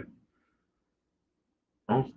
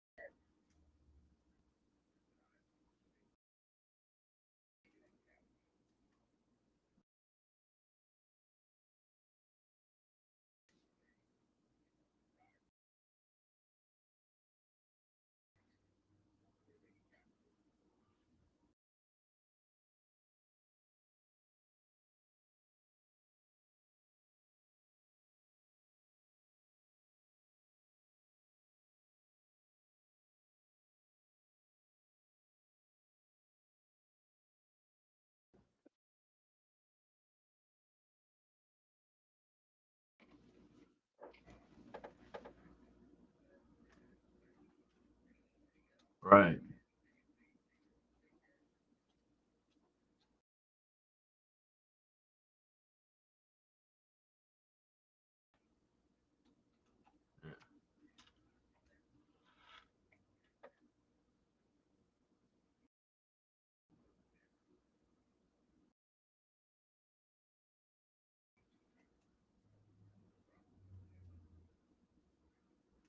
Red Grant ran for mayor or governor or something, didn't he? I got. When He definitely ran.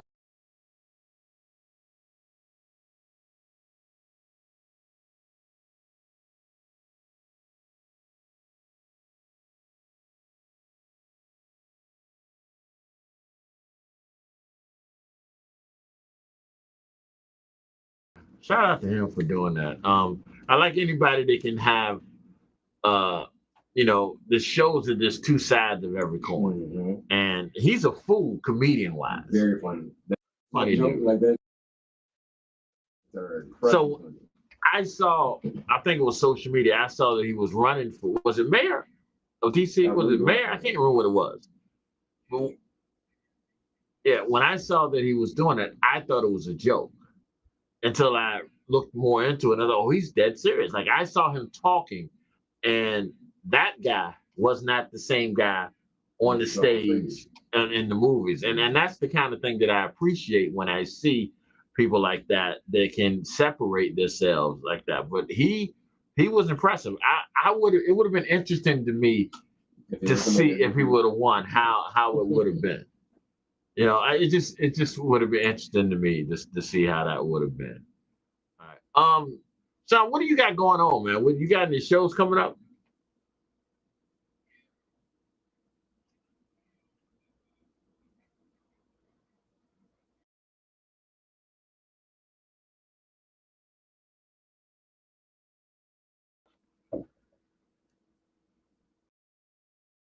Oh, cool.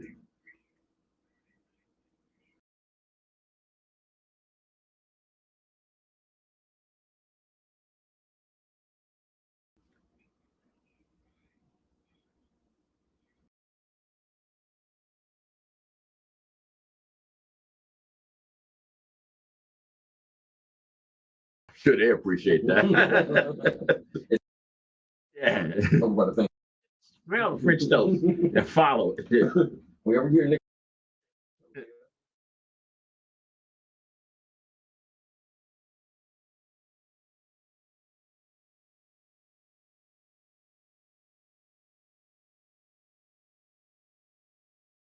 you have music?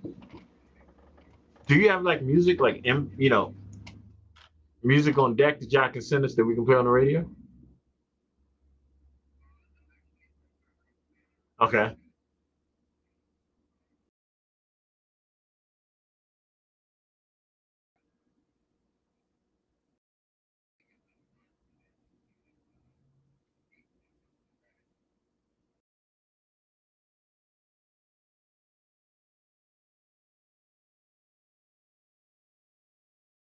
Oh shit! Now I really want to hear. You just spoke my language with that one. So, what do you say? Y'all gonna be performing soon?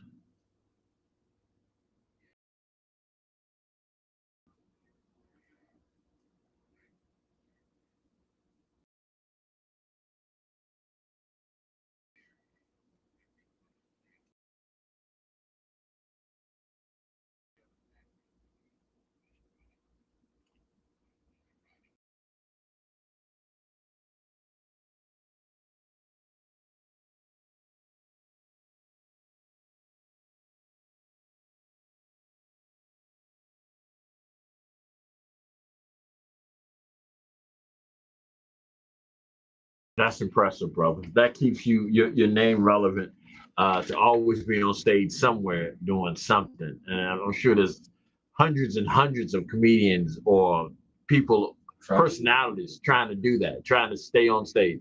Sometimes it's the life on stage is the life, the life somebody wants. And for you to be able to have two outlets for that is says something. Two successful outlets. Let's do that. Says a lot about you. Let everybody know where to get in touch with you, social media wise and stuff like that.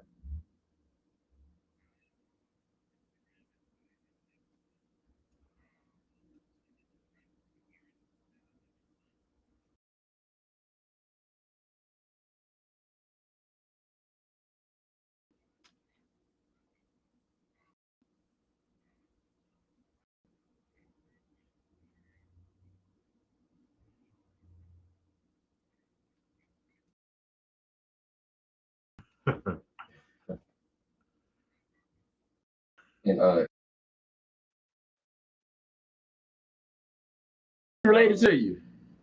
Yeah. Yes. I have to start doing DNA tests when we bring people on this goddamn show.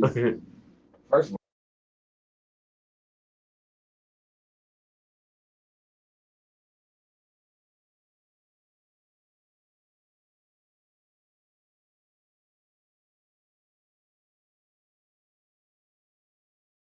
All right. when I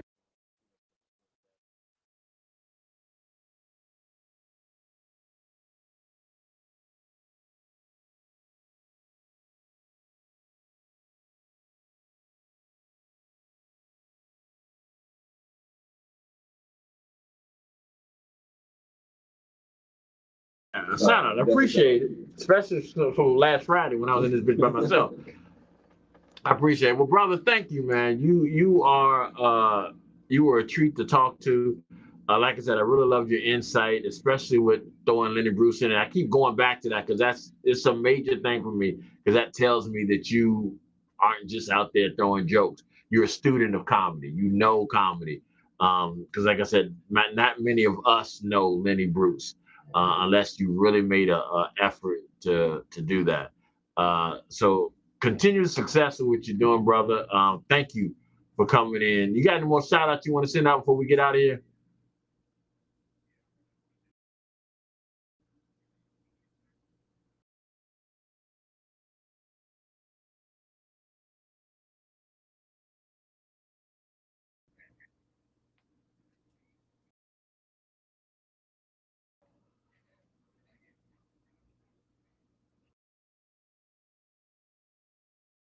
Shout out to Antoine.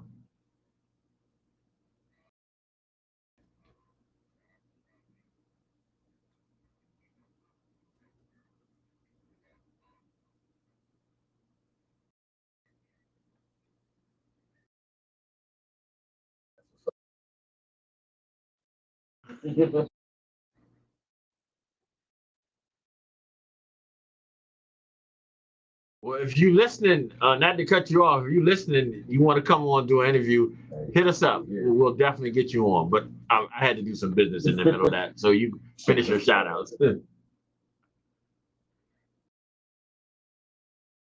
brother, you won't listen. I was talking to her, but that's still good. Yeah, you done did your interview. I'm done now.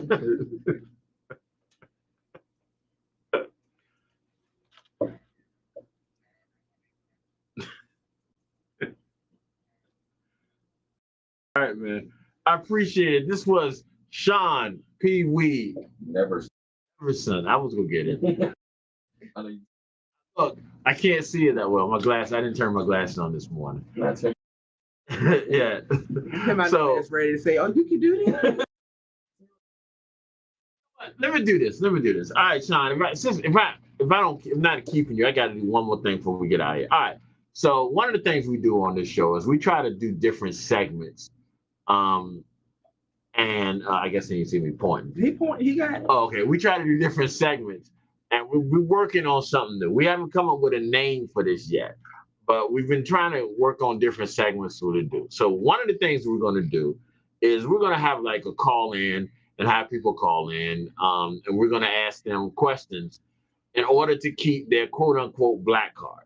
Now, we haven't come up with a title for this segment yet, but what I'm gonna give you, or what Bus Driver's gonna give you, is what? 4? Let's do 4. We're gonna do 4 questions.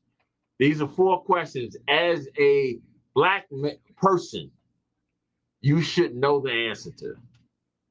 As a black person, you should know the answer to. And at the end of this, we'll determine whether or not you get to keep your card or not. You ready? All right, go ahead.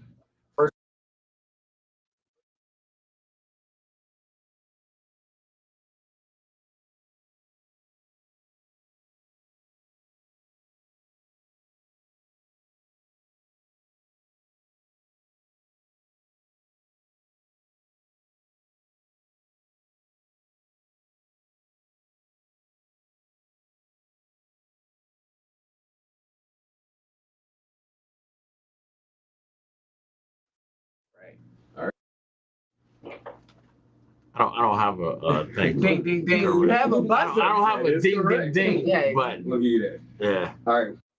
Yeah, I still got a wrong answer button, just so you know. He downloaded. What was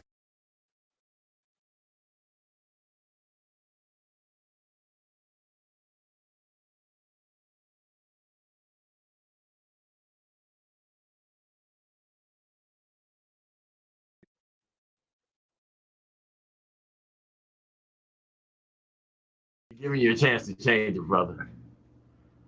This Martin Luther King. You can't mess this Martin one up. Luther the King?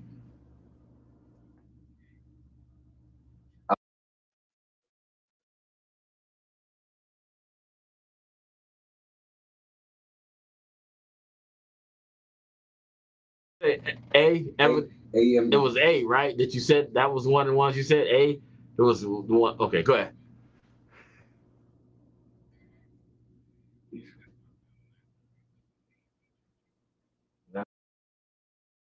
I was trying my damnedest. Is Ebenezer Baptist? I was trying my damnedest. All right. You had to find the oldest name.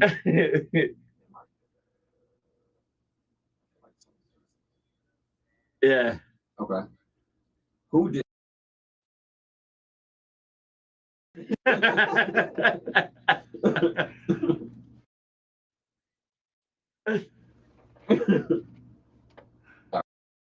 I'm gonna stop. I really have a problem with him getting that wrong now.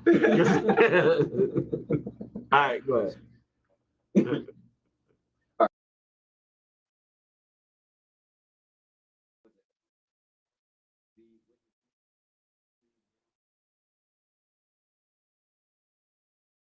Who did not?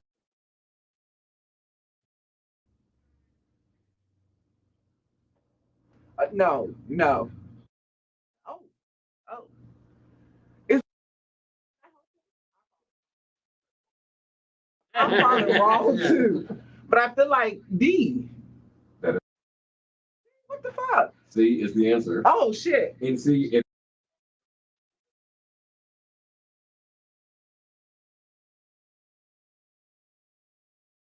Like it wasn't Mary J, but then in my mind I was like, was she in some show? And I thought it was. I thought it was Mary J because I don't remember Mary J, but I also never remember Diana Ross doing this. I gotta look that up. I also never remember Diana Ross. I got one more for you. All right, so I'm gonna just let you know, brother, it's not looking good for you right now. All right.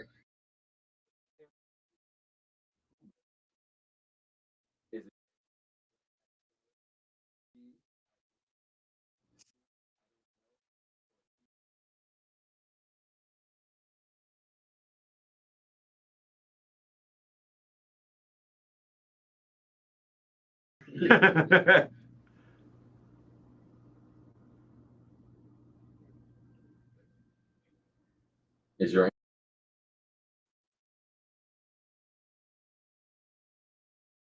You gotta say that right. You gotta say that right. Now, what had happened was, yeah. D?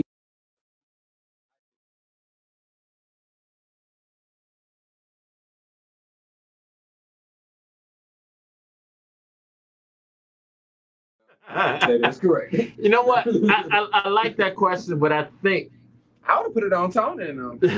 I don't know what it is, but Tony and them broke that TV. I think that question could have been different answer depending who asked it. I think if my mama asked it, I would be one answer. If somebody else might have asked it, it would have been something else. I think that called. So it was 2-2. So I guess he get to keep his black card. Let's go. No, you know what? Do one more. Let's do a tiebreaker. Let's not give him something too hard. Yeah, I don't want him having to go to Starbucks when he leaves. Don't give him something too hard. We got to do you next. I can see that now. All right. That light skin shit. That light skin. Yeah, he done went through all the goddamn cars. Even then. All right.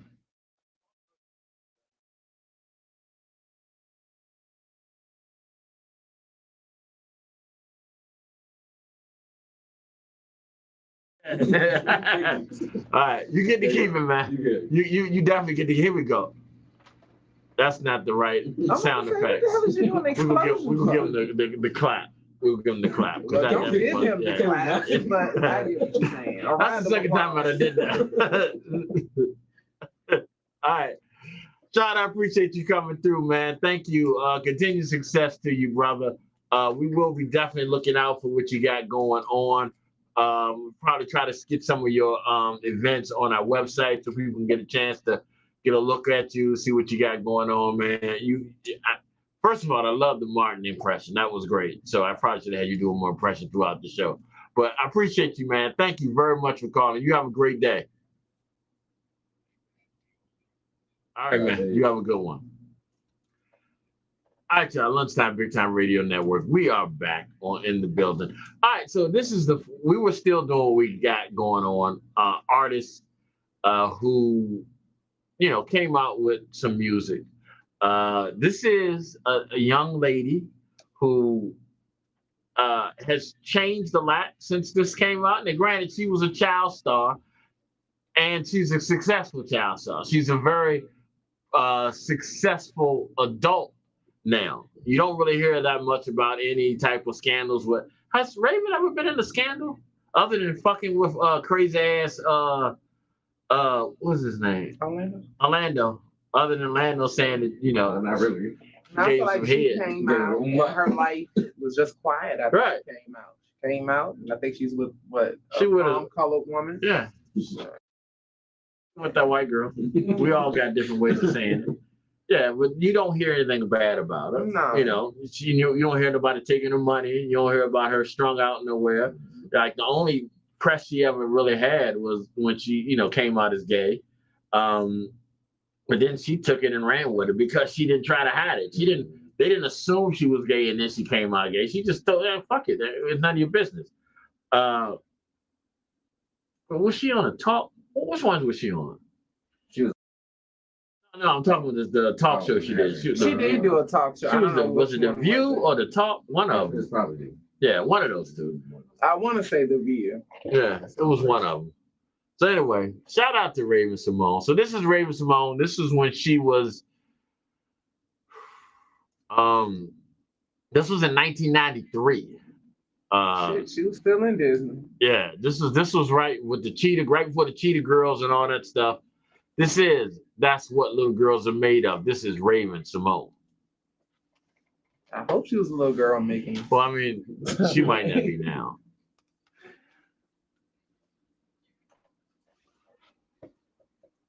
Told you this. Going through the motion.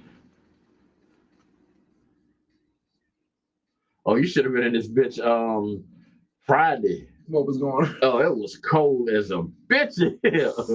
He wouldn't change it. It was 65? 65. The hell?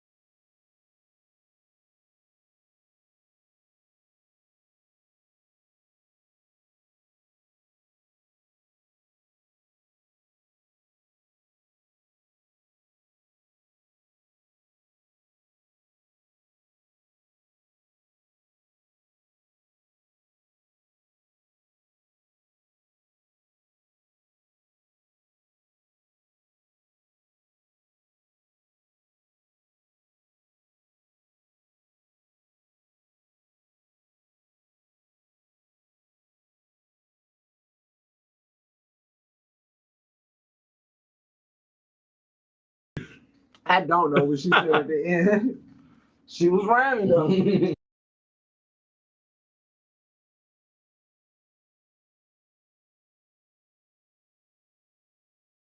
Anybody else this week? Yeah, we got Wednesday and Friday. I'll tell you something when we get off air. Yeah.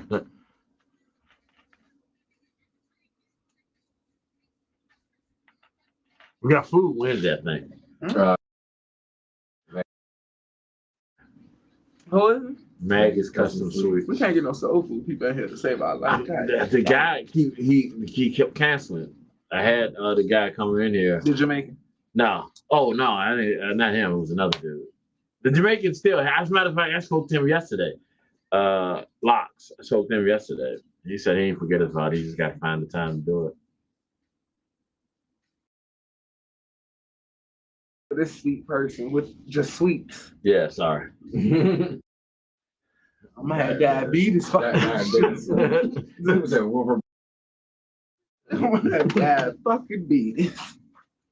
Then we got another one, another sweets. Yeah. I went to school with her.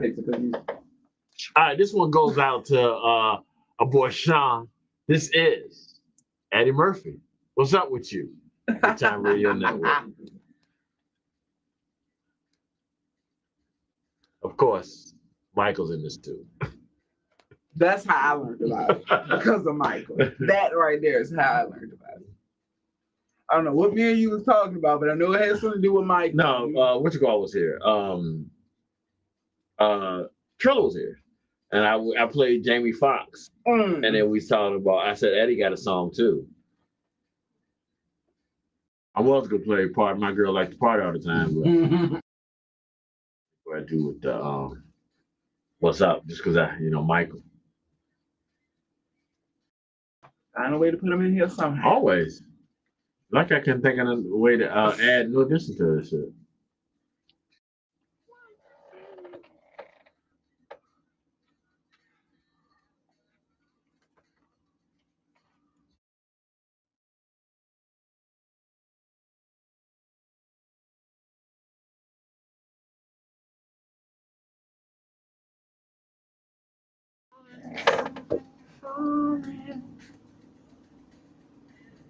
Shit, I almost fucked up. You was about to cut everything off? Yeah, which reminds me. I was about to cut out my camera off.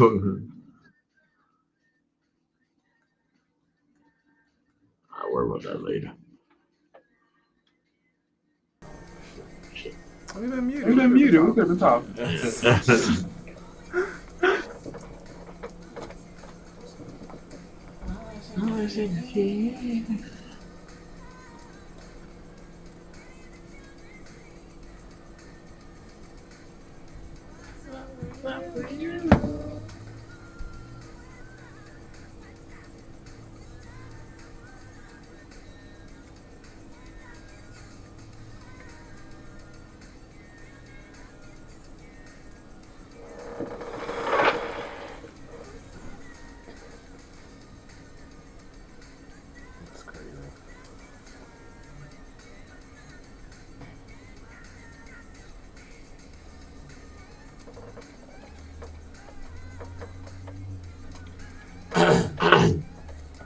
All right, y'all. That's what happened. You put one of the greatest comedians of all time together with one of the greatest entertainers of all time. So say what you want to say about Michael. That combination was pretty interesting to have that much talent in one studio. You got to think about it. You look at Eddie Murphy.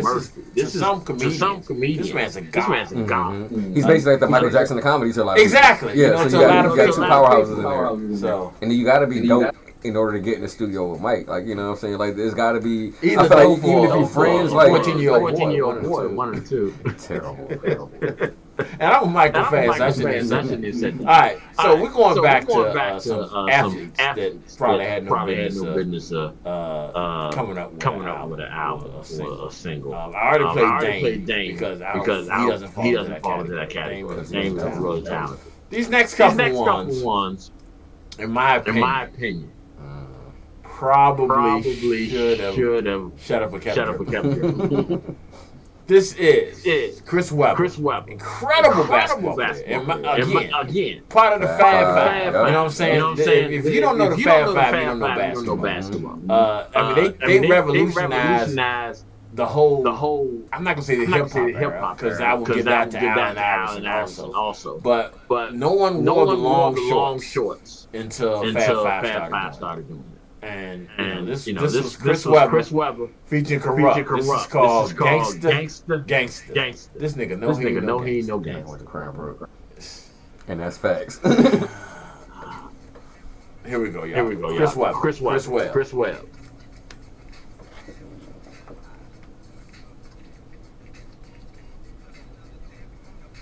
The bad song is just taking me out today.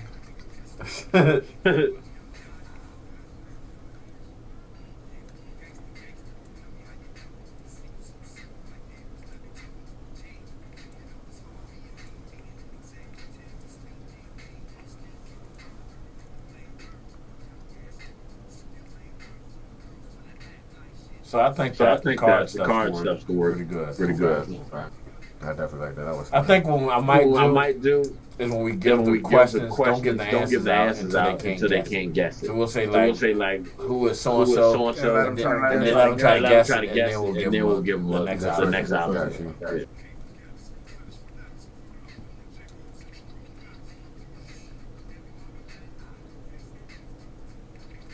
How you do a song Gangsta, Chris Webber? The nigga went to Cranbrook. Like he really, like he went to Cranbrook. Like the shit that Eminem was talking to Eminem legit, like it's a private school. He is Detroit. Yeah. Oh, Cranbrook. That's a real school. It's a private school. Now, granted, you do have some people that come from the city that end up going there on scholarship or whatever, but my nigga, he went to Cranbrook. Like, it's not very, very G like that. Like, you're not getting no street credit off of that. That's how they do, though. Be the ones that's on that good side. They want to say they so gangster.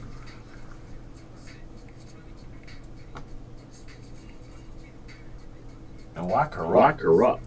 I could have figured a whole lot of I figured it was location. It was just convenience. Like, he was already in California playing with the Kings probably at this point.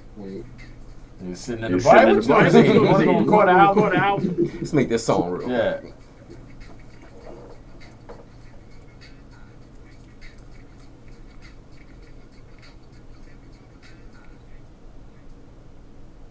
Now there's Busta Rhymes sample.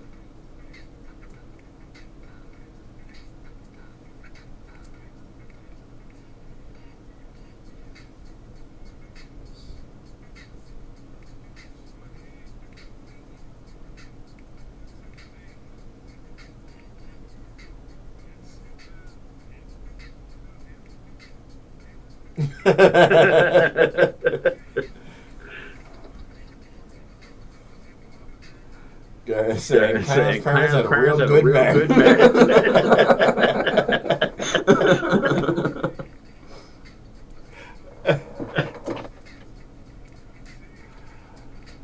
That's one of those ones that I wish we had Gary on the radio when you said that. He made a comment everybody's laughing at. Anyway, all right. So say what you want to say about this man's basketball talents. He is definitely one of the greats. I'm not talking about Chris, which he is, but he's not on the same level of this next dude. All right.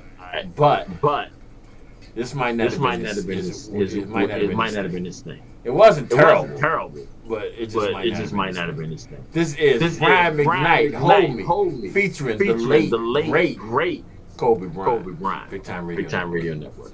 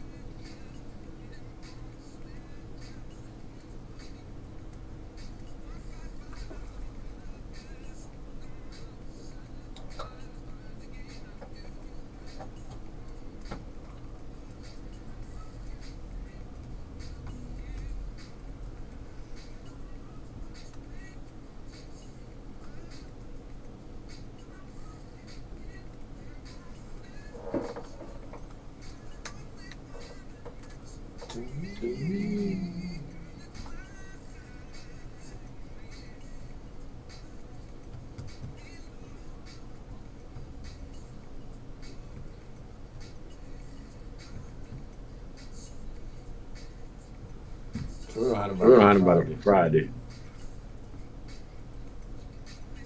We got Big Star next Monday. Next Friday we got Alicia Johnson. That's the chick that does the hookah. Oh, that's when she coming. Yeah, hookah and the mixed drinks. And she bringing mixed drinks, right? Yeah. Can't be in here smoking goddamn hookah. But we can be in this bitch drinking now.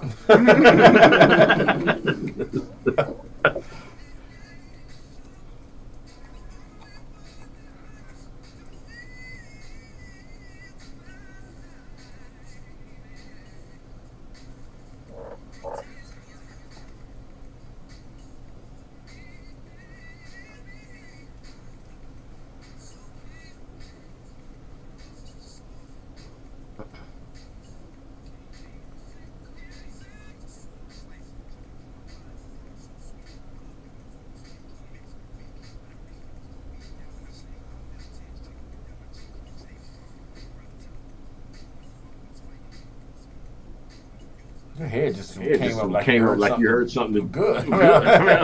Okay. Yeah, some of them should have left them alone. Yep.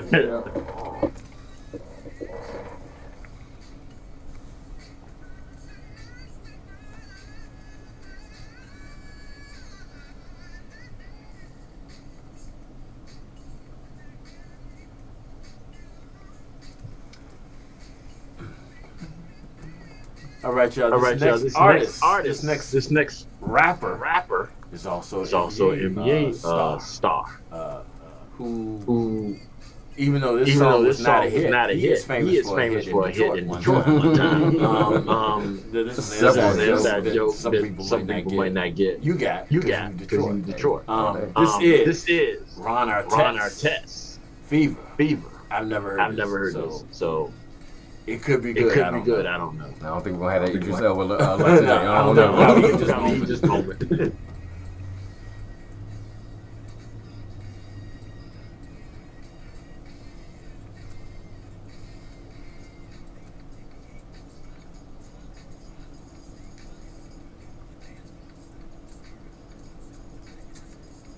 Not bad. I like the beat. Yeah. Like a Joe Buttons type beat. Mm-hmm.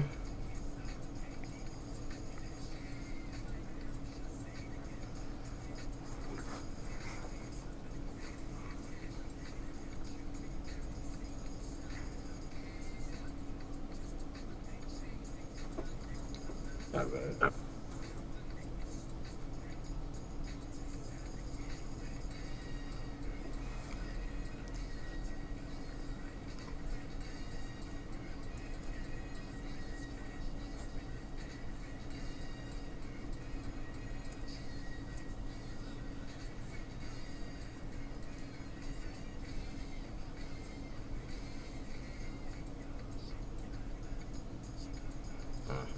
Yep, that's where you lost me, sir. That's where you lost me. I was trying Uchi Wally Wally. I was trying, and then you just lost me. Don't do him like that. He ain't that Uchi Wally. I'm like, the beat kind of rocking, like I can, yeah, but nah, dog, sorry. Shake your body. Felt like I knew it was coming. Like it just meant to be in that song.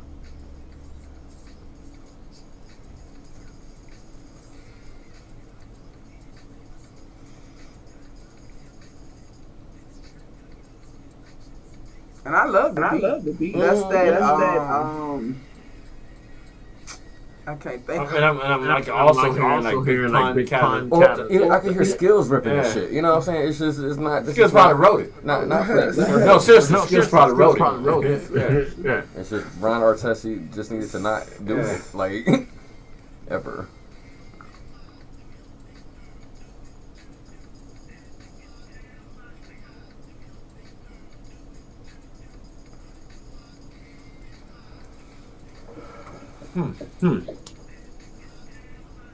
It's a Because it started off okay. Yeah, that's why I give it a home. So would you put this song over the Chris Webber joint?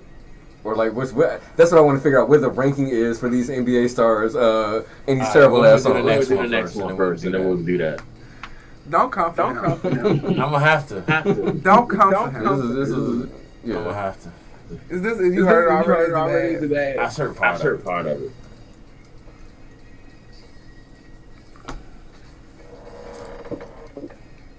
All right, y'all. I was told off air not to come for him. This next artist. One of the greatest low men ever. Yes. Picked up a basketball and a football. Straight from Virginia. Bubba Chuck. This is Allen Iverson. 40 bars. Good luck, Al.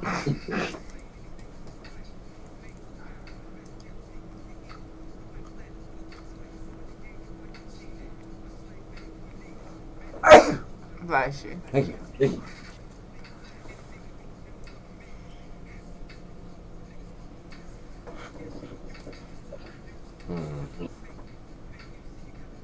You really don't want me to come out there? It's giving very Silk Shocker. A little bit of Blueface in that with that off. Yeah, a little bit. I don't hear the music going on. I'm just talking. Like spoken word. 40 bars. All he got was the bars for you. He didn't say he was rhyming and giving you a song. He had 40 goddamn bars. These are 40 bars that I wrote and I'm going to put together. Yeah. With no rhyme or reason. It's just 40 bars. 1 minute I'm talking about kitty cats, next minute I'm talking about something else. Next minute there's a gunshot going on in the middle of my song.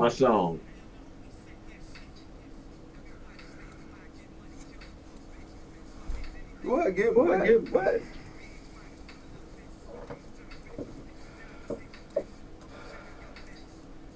That's some Virginia shit for you.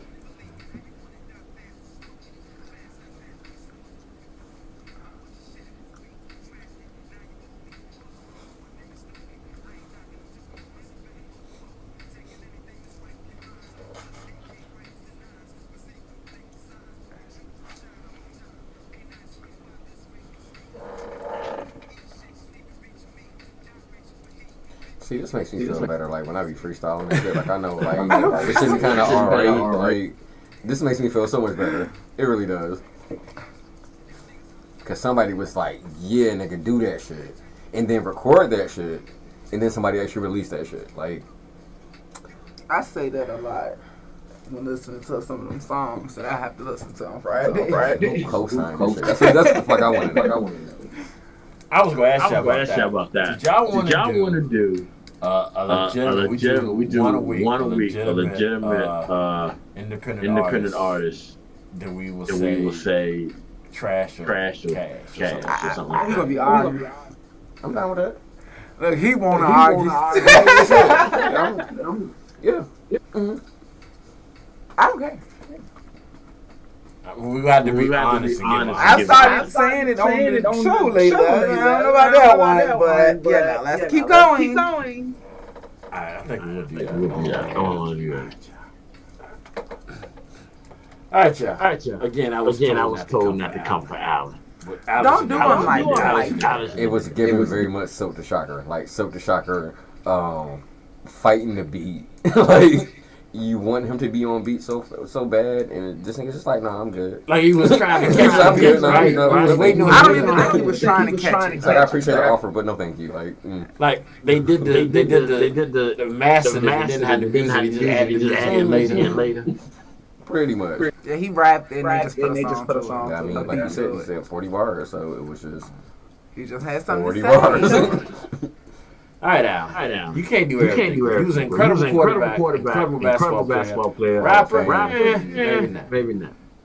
With that one. Probably just a little bored. That's why he made it. Y'all gonna leave Allen Iverson. I mean, I'm one of the greatest. I do want to get to the point where I'm making so much money that I can just kind of do get shit bored. I want to do and make fucking play doing this shit. I don't want to get to that point because I don't want to be like. G has some shit until he came on that goddamn I don't want to be that person. All right, y'all. Then you just had to pick gospel. You never know. You never know what the Lord called me. I know. I just in my heart, I don't feel that the Lord is going to call you, G Money, you do a gospel album. I used to sing in the choir. We went over that once before. I think all of us probably just sung in the choir. I'm saying, so you never know. I might go out here today and I sit in the car and hear my son. And then the next thing I'm going to think, never would have made it. Never would have made it without you. Y'all is definitely on the hang. Y'all play all right, y'all. So I'm gonna finish this segment off with who I personally think the best to ever fucking do. The best that ever went from one genre to another. Like everybody else were an athlete that dabbled in the singing. Was a movie actor that dabbled into singing or something like that. This person mastered both movies. He mastered stand up and he mastered music.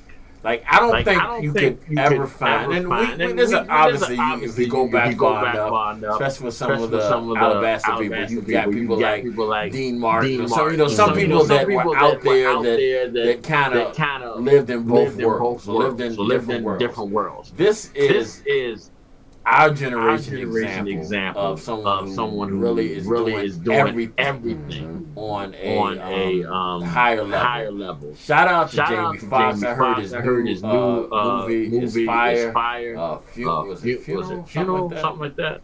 Oh, Final? What is it? The Funeral. I heard that was great. I'm glad to see that he's doing better. But so what's his thing? I don't know. I'm not gonna say he was lying. I won't say it. Don't want to tell nobody about it. Yeah. But he popped out a bunch of shit in the last couple of years. But that was around the time what is it? They cloned Tyrone. Yeah, they cloned Tyrone. And then he was in that. Yeah, so and everybody was like, "That don't look like James." Yeah. So that was a good album. I haven't seen it. I haven't watched it. Yeah, I haven't seen it. But I'm a Jamie Foxx fan. I think you will never see a better performance of somebody becoming someone than him in Ray. I don't think you will ever see. I mean, not that he looked that much like Ray, but you will never see a person transform themselves as well as Jamie did. And people talk about Ray, but that wasn't his only great thing. Ali, he was great now.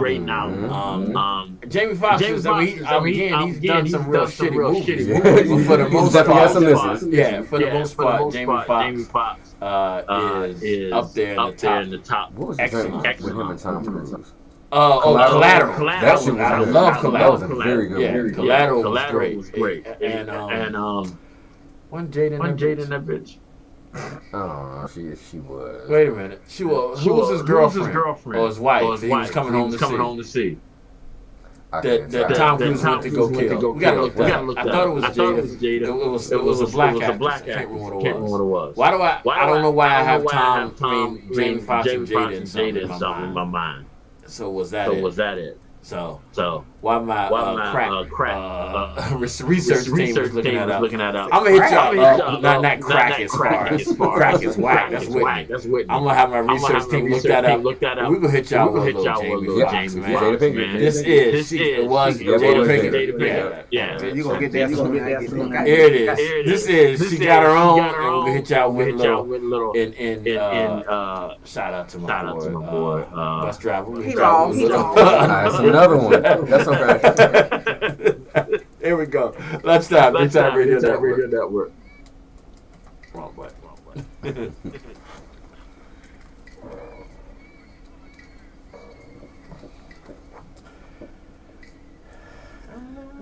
Garrison, y'all can't win. That's impossible. He said you giving us the same era. You giving us Prince, Michael. And you giving us R. Kelly. What happened? What did y'all talking shit? That's really what it was. I know I spoke on the shit, but I think I got left out. So now I don't know what's going on. Yeah. So I don't know who the hell y'all lying. Think about who we got. What you try to like R&B? It can be R&B, it can be hip hop, any era. Well, not any era, but any genre. But we're doing 90s? Y'all doing 99. I mean, y'all doing 2000 to now. We ain't got the 90s. No, we got the 90s. We got from the 70s to we got from the 80s to 2000. And y'all 20 years. Everybody both got 20 years. We can make it happen though. Yeah, the fuck what? We have to be very strategic, but sitting there like, man, is he gonna do Biggie? We got Pop, you know what I'm saying? Starting off in 2000, who we got? Ja Rule, Shit. But think about who you got, because we got Cali, so you can't use our Cali. But technically, yes or no way. Nah, we know he can sing though. Who do we have? Usher came out in the 90s, didn't he? Yeah. You can use an Usher song when it came out in 2000. So, all right, so that's the question. Yeah, the song has to be when the song came out. The song has to be when the song came out. Okay, all right, so yeah, we good then. Yeah. We good. I mean, we really basically have some of the same artists. You just can't play anything. It'll be different songs. All right, yeah, we good. And we still doing 8. That's gonna be the tough part, though. Is getting them solid. What we supposed to be doing that? I don't have to sit down and write that shit. We might have to have a meeting. Y'all don't know. Y'all gotta get together, yeah.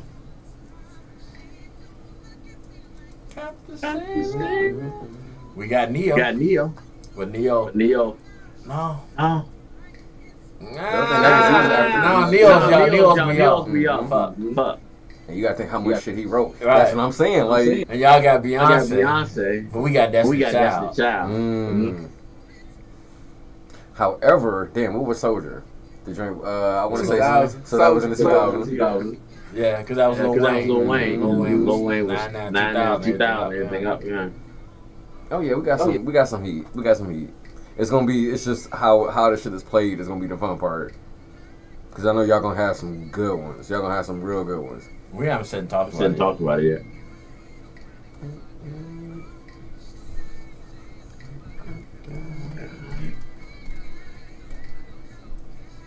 Remix.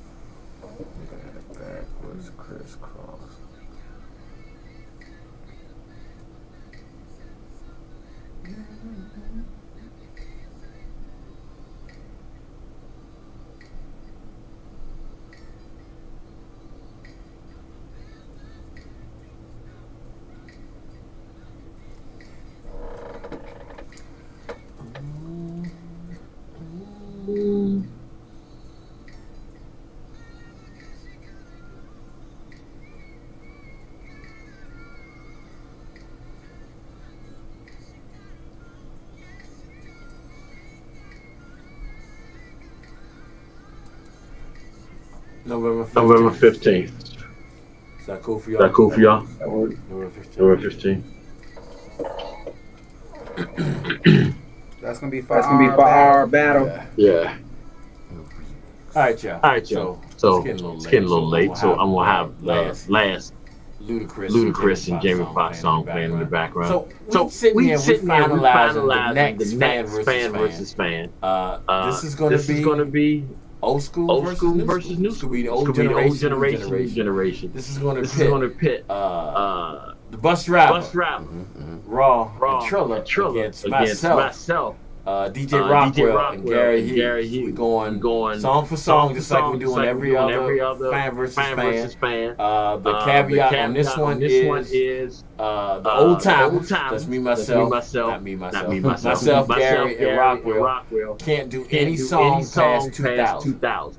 We don't have to stick to one artist. We can't do any song past 2000. And the new team, the new group, they can't do any song prior to 2000.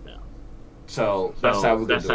So to give you an idea, that means we can choose Michael, we can choose Prince, we can choose R. Kelly, we can choose Diana Ross, we can choose Run DMC, Biggie, Tupac, Tribe Called Quest. But that's okay though, because we can also pick Michael, because after 2000, Michael made some bangers. It's first of all, we out here, man. I'm a Michael fan. After Thriller, Michael, but still, it was still a couple. I got a couple of joints I can throw in there. Off the Wall was the greatest album, Michael. That's just my opinion. Just saying. That's my opinion. Okay. We still. So it's gonna be interesting. I think it's gonna be interesting. I feel like they cheat. I mean, Raw, you have a old soul. No, but you have a win under your belt. You gotta make sure you keep that. I know. Gonna have Trilla in here talking about G-Unit and shit. I don't know. I think it's gonna be interesting. Bus Driver's right. We do have some great songs that we can play. But I know the audience. And we got the band together and get our people to call in. Yeah, that's what it is. The audience. Well, again, if we keep around the same time we always do it, most of the Generation X anyway. That's probably why the church one didn't do that well. But yeah. Where is it? I'm sorry. Here it is. All right, but yeah, so that's what we're gonna do. We're gonna do that. So y'all make sure y'all take that. That's gonna be November 15th. Sunday, November 15th. That's not on Sunday. 15th. Monday, November 15th. That's Wednesday. Is it Wednesday? That's a Wednesday. So you just pick your random day. I thought I looked at them that day. Yeah, that's you looked at October. I looked at October, and that was a Sunday. Okay, because that's when the other one was done. I thought it was kind of strange that. How was there both the 15th? Yeah. That is a Wednesday. So, the 19th. That works. The 19th. 2 weeks. November 19th. Yeah, I don't know what the fuck I was. I looked at the map. I looked at it when you said 15. Like, okay, the Wednesday, girl, gonna be able to come. No, I didn't even pay attention to that. I thought I looked at the map. So the 19th. So y'all make sure y'all stay tuned for that. This is gonna be great. We about to get out of here, y'all. We got Real Voices happening off in a couple minutes. Gary has a new addition to his show. He has a new young lady that does movie critics review. This is starting today. Y'all make sure y'all tune in for that. Bus stop, real quick. Bus driver. I knew what the fuck I meant. I'm at the So show bus stop tomorrow. Oh yeah, nice cover. Yeah, nice recovery. What up, That's why I do this. Make sure y'all follow me on Instagram at AKA Bus Driver. As G was alluding to. Correctly, by the way. Correctly, quotation marks. We do have the bus stop here tomorrow night from 6 to 8 p.m. I do have a special guest, comedian Ben Pierce. Incredibly funny dude. And y'all gonna get some more of the vibes that y'all was getting last week. I definitely got a couple things in store for y'all. So I've been doing my research, and it's once again some of my favorite songs, and it's just gonna be a vibe, man. So make sure y'all got y'all drink ready, y'all got y'all smoke ready, and make sure hop on the bus with me and ride. Once again, follow me, Instagram, aka Bus Driver. It's the bus going to get some food. I mean, shit, that's what I'm trying to do right now. Before you give your goodbyes, bro, I just let you know something you have to do twice. Yeah. So because you fucked up my weekend. I hope you know that. Like, I was so sad the whole weekend. I could have called in the game, and that's what we said. We should have had you call in. But I didn't know what time they was gonna be. Like I was listening to them when they first came in, and then I had to go do some Friday. I missed you, but I wasn't listening to know I didn't want to be Triller and just call. Call in at random times and shit. But yeah, this is Which I think we did now that I think about it. This is your girl Raw Diamond, and of course I got a Topics Fabs Friday, 5:55 p.m. And I'll be here this week. God willing. G can't have him by himself. Get upset. So it's not upset. I get that. Yeah, that was past it like that. Yeah, she did. I didn't even. I was about to say. You sound like you about to wrap it up. Hold on. No. I need my aura, damn it. And I've been at home practicing. I don't want to. Yeah, I'm like, but I feel like I'm saying R. So it's Aura, AWDYMOND, and that's on all platforms. Y'all make sure y'all check out Big Time Radio Network. Y'all check out Lunchtime Crew on social media. I don't know why I did. It showed up. You missed one day. Forget the mics alive, so you grab them and everybody go hear it. All right, y'all. So y'all make sure y'all check. I want to thank y'all because I was having a bad morning, and y'all kind of helped cheer me up.